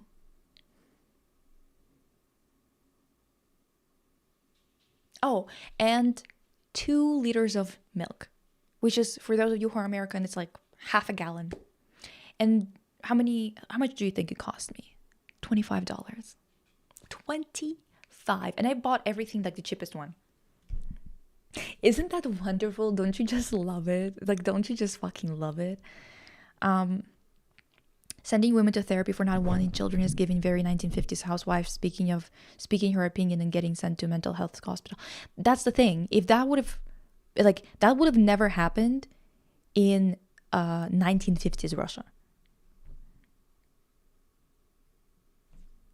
We had posters that said, leave the housework behind, go out there, go to the Komsomol and become, participate in social life, change whatever. Like every woman needs to know how to run a government and other things like that. And now we're here because 30 years of capitalism does that to you. You become nothing but a commodity. Say hello to Mama Farrell. When she comes back, I'll tell her. I didn't see it in time. My brother ticket dodged Scream 7 because we both hate the Ellisons by paying for a cheap Wuthering Heights ticket and literally just walking into the Scream screening while no staff were looking. I don't really care for Scream that much to be going there and like trying to, or like even watching it illegally or anything like that, to be honest. Like in the US, they were floating the idea of sending single people to marriage camps. Yeah, they were also quite literally doing, they not even thinking about it, they're doing experiments on Black women who died to keep the baby in the dead body, keep the body on life support where the person is already gone, to use them as an incubator. And this is happening under our noses, but we're like, we're fine. We're so fucking progressive. Like, the world pisses me off, honestly. Like, everything is pissing me off. Once I was read on Twitter by, I assume, Americans because I wrote color with a U. Dude, it's like me being read by them for, like in class here, I was fucking jumped because I said that fascism was, created in Italy. They don't know anything ever. It's crazy. It's fucking crazy for real. Or when I spelled gray with a E, it's like, yeah, bitch, the fuck. Obviously, I spelled it with an E. Whatever. I had some of the biggest semi-faked laughter that I've had in ages after hearing that information.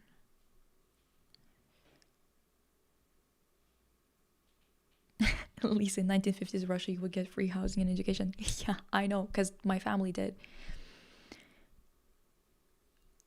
Grocery prices here in Switzerland have also skyrocketed. Dude, literally, okay, so my mom and I went to the store. We were gonna get eggs, right? And then there's like free range eggs, there's like eggs that are like fancy or some shit, and then there's like the basic ass dozen of eggs, just like a carton, right? That always cost, it used to be under $3, but in recent years it was like from $3.60 to $4.20, right? We went in like a couple of days ago. It was almost $8.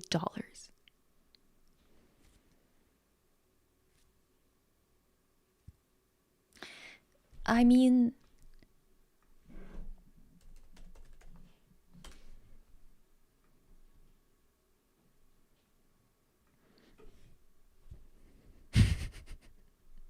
I'm just like, let me see what it is right now and save on foods. Usually it's less here.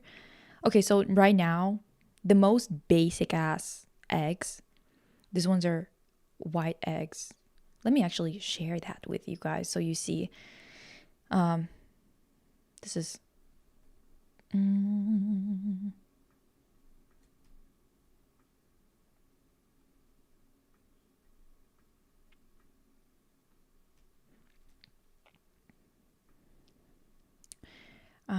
$4.30. $4.15 is the cheapest one, right? The large brown eggs, which is like the cheapest brand there is, $5.79.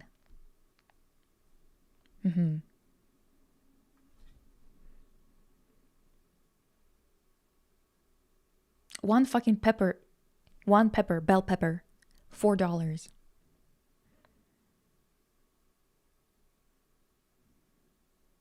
Living in the US is so weird. Most people pretend everything is okay and gonna solve itself, but everyone at my job, I work in politics, even at a local level, know how disturbing IPAC is.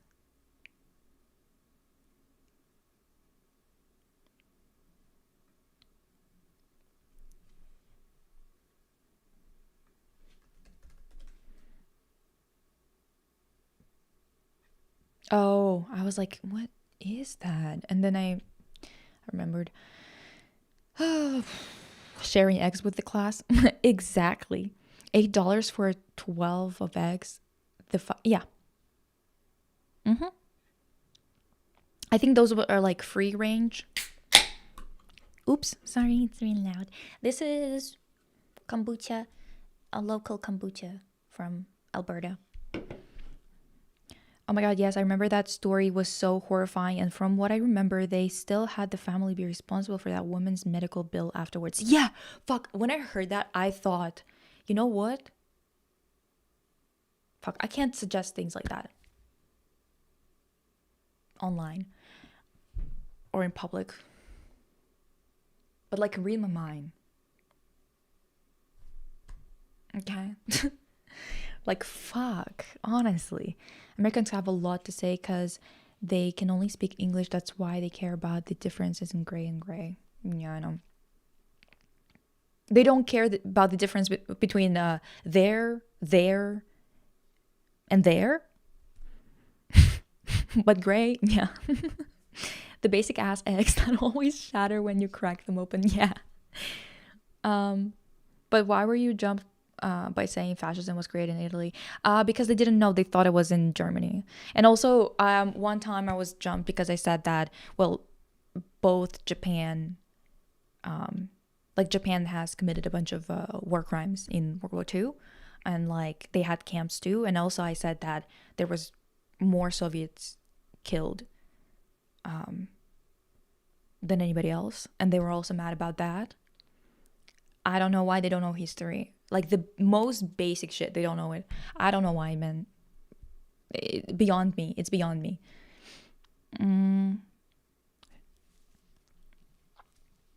One day we will have to pay for air. I mean, we already are, technically speaking, but also that's exactly what I discussed in the latest podcast episode. I don't know if you've seen it, but yeah.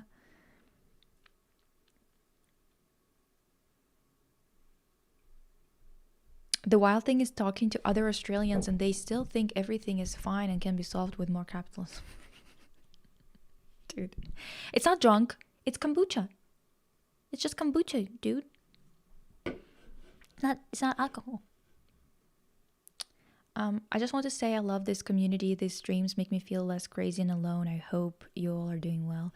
I hope you're doing well too. And honestly, same. I think it's very...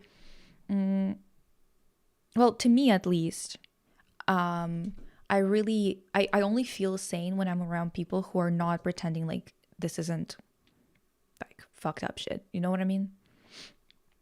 Because this is not to be doom gloom. This is to be a revolutionary optimist. You know what I mean? Like things can improve.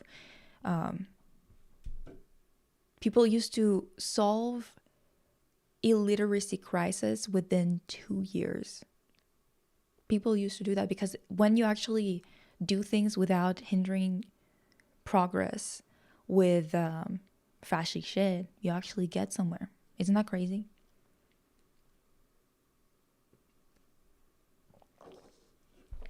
It's okay, Lisa. We have the same thoughts. We can read each other's minds.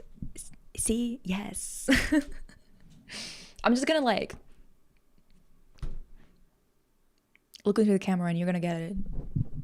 First, you have the world's most dangerous and royally fucked ecosystem, and now you Australians have also got a capitalism fetish. Well, yes, of course. There's no Warren Bassing say vibes. I cannot pronounce anything from Avatar properly to save my life because I keep thinking that it needs to be pronounced in like some like more Eastern way, and then it is always pronounced the most like Western way possible. Like, why is Aang? Isn't that crazy? Doesn't sound like it's supposed to be pronounced like that. Like, I mean, you wouldn't want to pronounce it that way, but we have to sign up to have relaxation time at uni.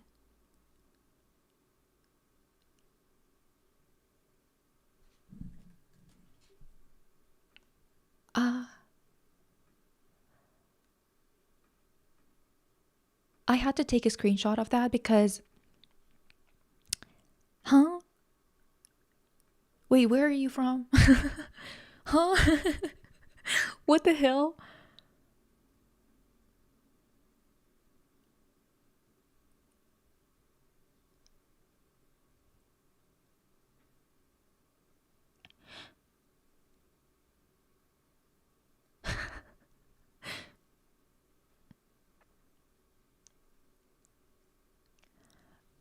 Natalie says, Lisa, your video about USSR art blew my mind. It made me realize all I know about USSR is Western and capitalist. Would you make another video like that explaining USSR artists? Which one was it? The latest one, like the cartoon one, or was it some other one? Yeah, I will make more. I am a little bit worried because like it brings in a lot of people who are like very anti-leftist politics, who are really like jumping your ass, but at the same time like I'm so tired. I think that honestly at this point or any point really, consider my personality and just the way I am, I don't think that there's like a way for me to just like be chill about this when people like when everything is so escalated and everything's so crazy that it's like I think maybe I should be more vocal about all of these things, so maybe some people will be able to actually see this information, change their mind, or if not change their mind, but at least maybe feel less crazy and feel like human, because it's just like being surrounded by like people who are like Peter Thiel or something. It like genuinely starts to fuck with you and make you not want to be here on this planet at all. So I feel like it is kind of important to maybe be very vocal about it, even though I don't think it's a smart decision considering how aggressive all of these fascists have become. But I don't think there's like another way of going about this, to be honest. New account, BB views. What the fuck?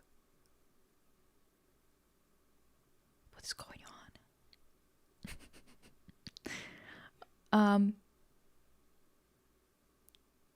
I haven't seen any of them, but stuff on Sergei Eisenstein and Man with a Movie Camera might be a good start.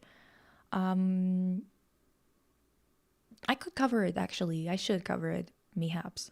Yeah, things are frustrating in Australia as a leftist. Our government was the first in the world to vocally support USA and country invading Iran. Oh, fuck.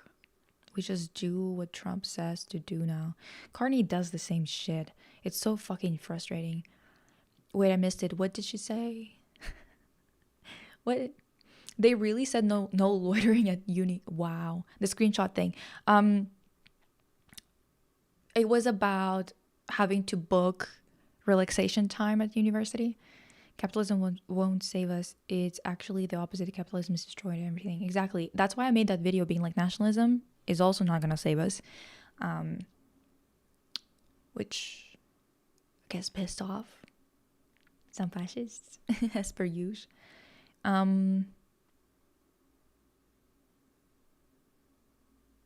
I recently binged so many of your videos. I think it was Spametics. Ah, yeah. I'm getting my degree in environmental science, and my God, it's harrowing. I'm just trying to remember how quickly things cleared up during the pandemic and remember that it's possible to fix the damage. Yeah, and once again, I'm not saying anything on main as to how that should be done. That should be said in person. Go organize so you can talk in person. I study in Zurich, and I feel like I'm the only one who thinks this is insane, because I remember on my first day I wanted to take a nap and I couldn't sign up because it was fully booked. That's nuts. Wow. Oh, that's is so fair, Lisa. Maybe a list on Patreon or just chat can talk about it. I'm gonna make more on those artists for sure, because I think that there's a lot that, like, every time I see research being done into artists all over the globe who are not Western, the way that they're covered, especially those that have leftist politics, they're always covered from a perspective that is so biased against them and against their art. And whatever they're talking about something, they're always like, asterisk, it's propaganda. And it's like, well, what the like, it's just so, like, the way that they talk about it, it's always dehumanizing. The only artists they talk about with respect are those that are supporting their views. Like, for example, if they're from Iran, they need to be the ones who want Iran to be bombed and other things like that. You know, it's always like that. It always comes down to it, and it's very frustrating to see, because it's just like unfair treatment of people that they're talking about, which is crazy because they don't have a problem covering horrible people with a degree of respect. But when they're talking about anybody who wants everyone to have housing or medical care, suddenly they can't do it anymore. Do you know what I mean?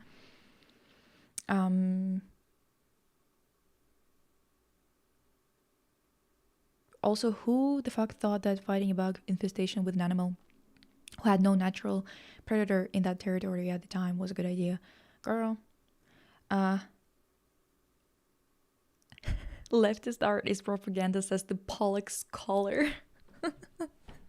No, this is the funniest part. Is like me in like second year, not even knowing the entirety of the scope of the situation, but having these conversations with a professor who like literally spent her entire life studying abstract expressionism, having a fight with me when I tell her it's just not different enough to be like separated in the terms of theoretical thought and whatever, and it just seems like it's honestly a marketing thing, and her being like, no. And then literally like 6 years later, the CIA releases the information being like, yeah, we kind of fucking we did the whole marketing thing with this art movement because we wanted it to juxtapose the socialist realism, and the European abstract art was pretty good for that, but wasn't, you know.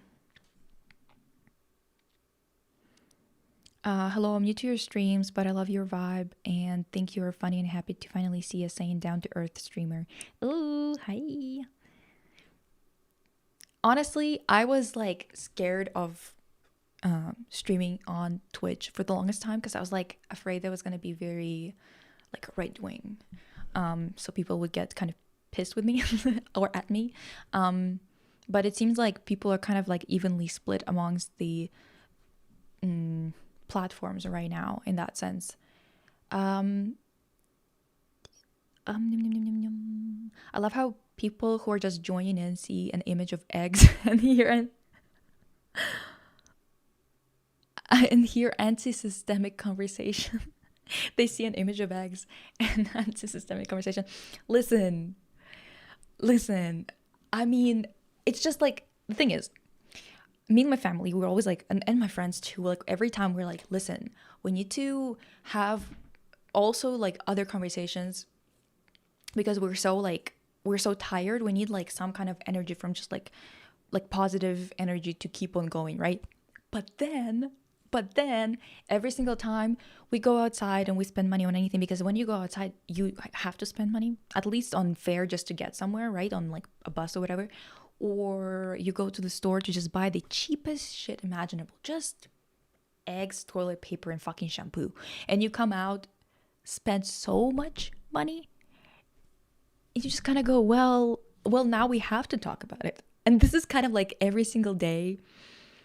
It's literally the same thing where we're like, today we're gonna talk about something else, and then we just come out of the store or come out of like a bus or whatever, and we're like, wait, wasn't it like $1 less last week?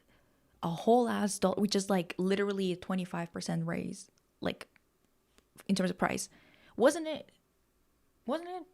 Or was I somewhere else? Like, what the fuck was going on there? And like, genuinely every single day, this is how the conversation goes. It's like, we can talk about something else, and then we don't because we're so tired. Like, of course we're exhausted.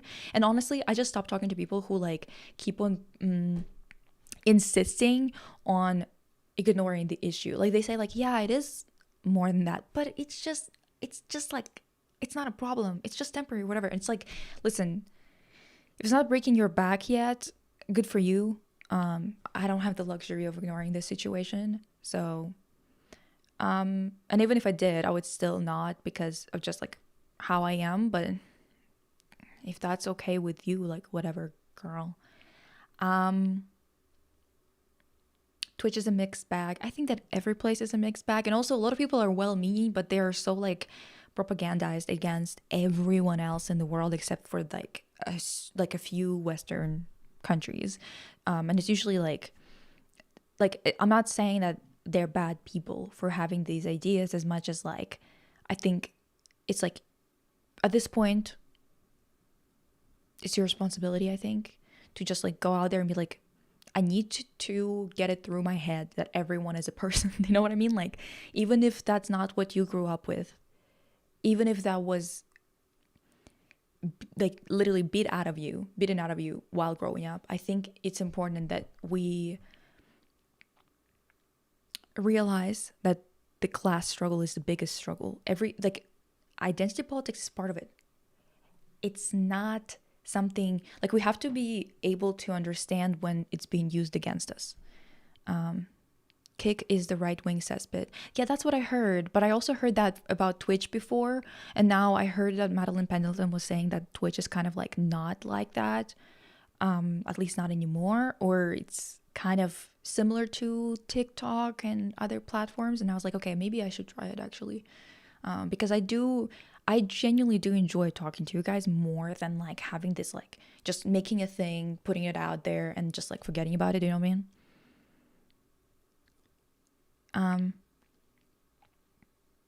They do everything so you can't do loitering here, TBH. Third spaces are almost non-existent. Damn, dude.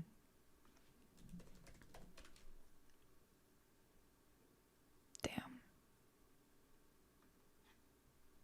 No, my Linus. Lisa, also, you're the way I found out about Picasso being misogynistic and Dali being fascist. I was just not taught anything like that in art class. Me neither. Isn't that crazy? Genuinely, not a single thing was said about that. And like every time, they're just like being used. I guess they're kind of so separate now from themselves because of like their name being a marketing technique at this point, kind of like, you know, Chanel or fucking I don't know, Gucci or some shit. Like it's like they have become, a product so entirely that nobody even talks about their their character. And the thing is, I do see, we've discussed this before in one of the podcast episodes that was about separating the art and the artist, and like separating the author and whatever. But it's obviously a thing that's kind of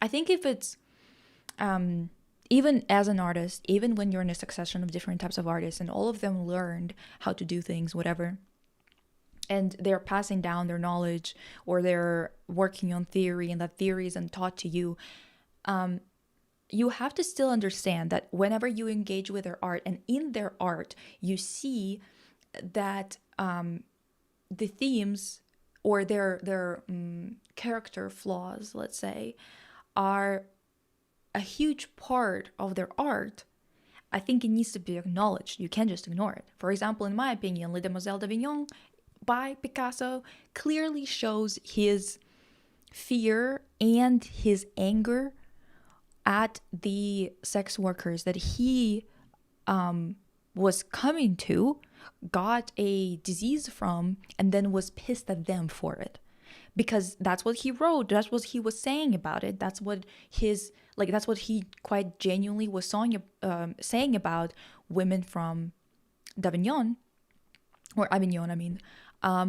And you can't just not see it in the art when the art itself is showing you this through how he portrayed them, what is in the painting. Do you know what I mean? This is what was also a point of contention with my professor, where I was like, I think it's relevant to bring it up because I'm not bringing up his relationship with Dora Maar, for example, or how much of a PDF file he was, when I'm talking about Les Demoiselles d'Avignon, because it's not part of the conversation, because it's not fitting into the topic or the theme of the actual painting, right? But when we're talking about him talking about sex workers and what he thought about them, how he talked about them, what he wrote in his letters, his journals and stuff like that about them, yeah, that's relevant to a painting that's of sex workers in Avignon. Sorry to say, like, how is that not fucking relevant? It is. It simply is. No, he meant anti-systemic. It's just misspelled.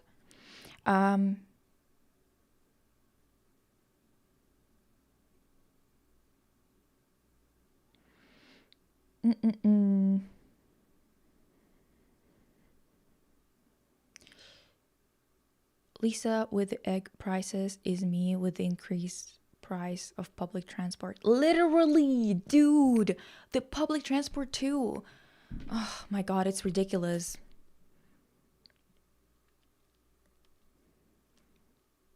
I know, Crave, I also, when I saw it, I was like, oh, not anti-Semitic, like, come on.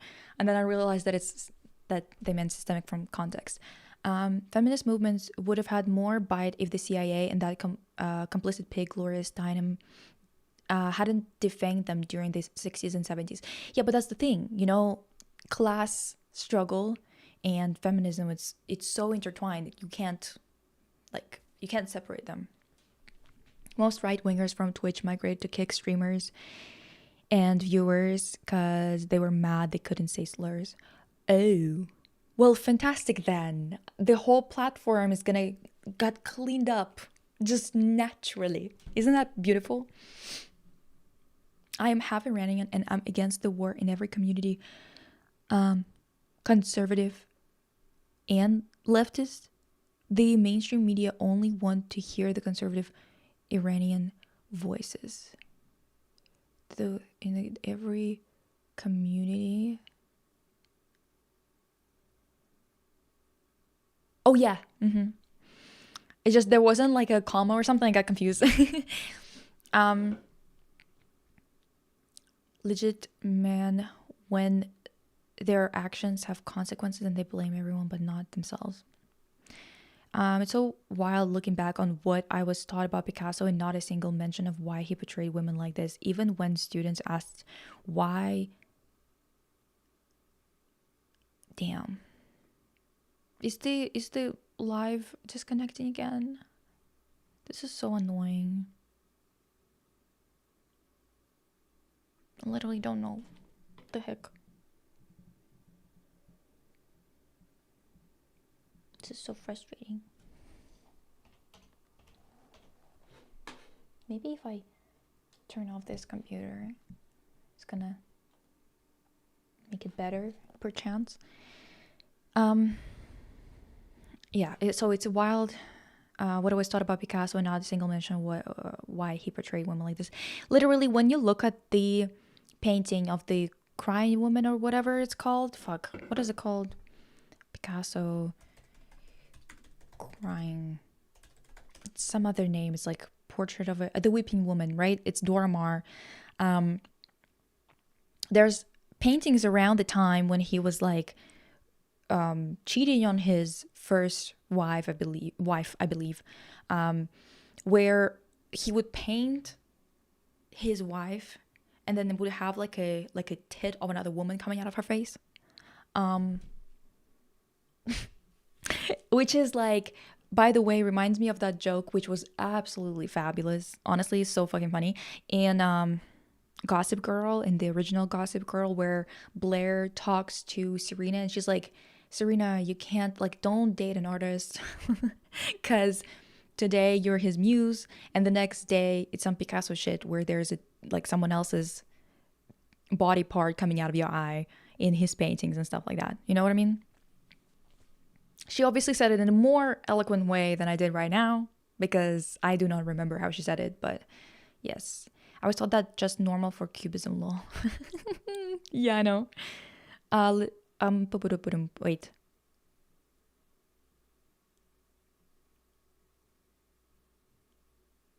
Sex workers still struggle to gain access to good quality healthcare. I can't imagine what it was like during the time Picasso did that. Exactly.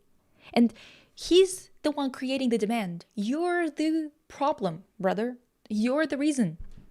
Yet he was like seething about like basically portraying them as like this scary, monstrous, people who like do this and that and whatever. And it's like, okay, not you talking. Blair ended Picasso and Serena in one swoop. More like Picasso and Aaron. That was the name of the guy who she was seeing. I used the Weeping Woman as inspiration for my school art when I didn't know. I also saw it in a gallery and was starstruck. I would argue you can still enjoy some of the works or see merit in them. That's exactly what I was talking about when I was talking about like the separating the art from the artist and stuff like that. That I don't think you have to separate them, but I also think that you can take anything you want from them because they were the ones who were privileged at the time, platformed at the time, given the opportunity to actually leave their name with their research attached, right, in history. You were supposed to siphon it and move on, okay? Especially if you're, for example, someone like I don't know, like a black woman or something like that. Fucking take all that shit, leave the carcass behind, leave the author behind, kill the author.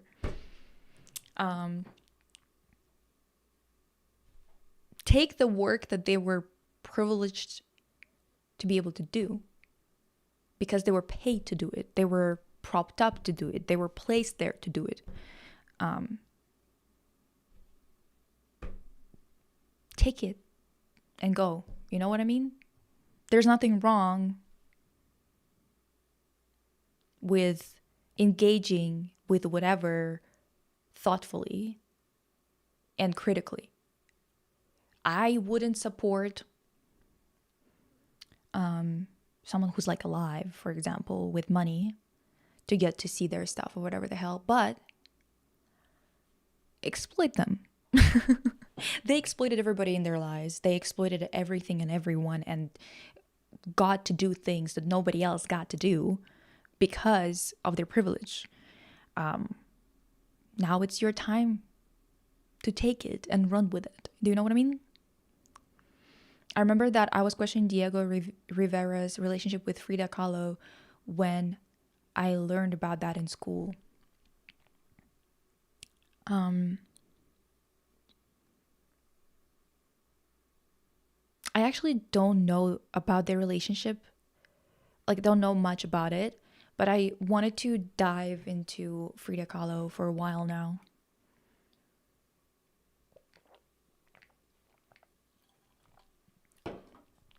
Man was double her age when they met. Just don't explain it to me. I was gonna say explain to me why would any woman date someone that much older than her. Don't explain it to me. I'm not gonna understand. You have strong opinions about Frida? Why? He was 42 and she was... this is the thing. I was talking about this with my mom about Lorde and that man that she dated when she wrote her latest album, or the one before the latest album or whatever. And he was like 40 something dating her when she was 22. Well, it was this like a similar age gap. And I was like, what on the fuck of the... My mom was like, listen, why would any young woman wanna sleep with that? And I was thinking the same thing. Sorry to say. Sorry to say. Whatever.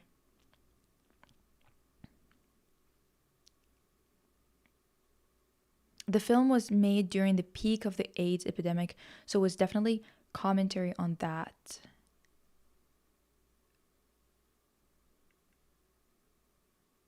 Oh, death. Do you mean Death by Temptation?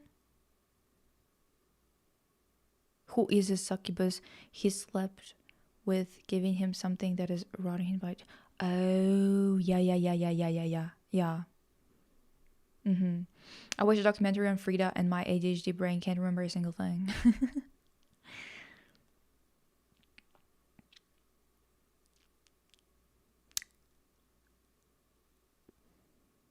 Well, good chat, you guys. I gotta go eat. I haven't eaten since like 12, so it's been 6 hours. Ooh, should go eat. Ooh, completely forgot that I have to eat.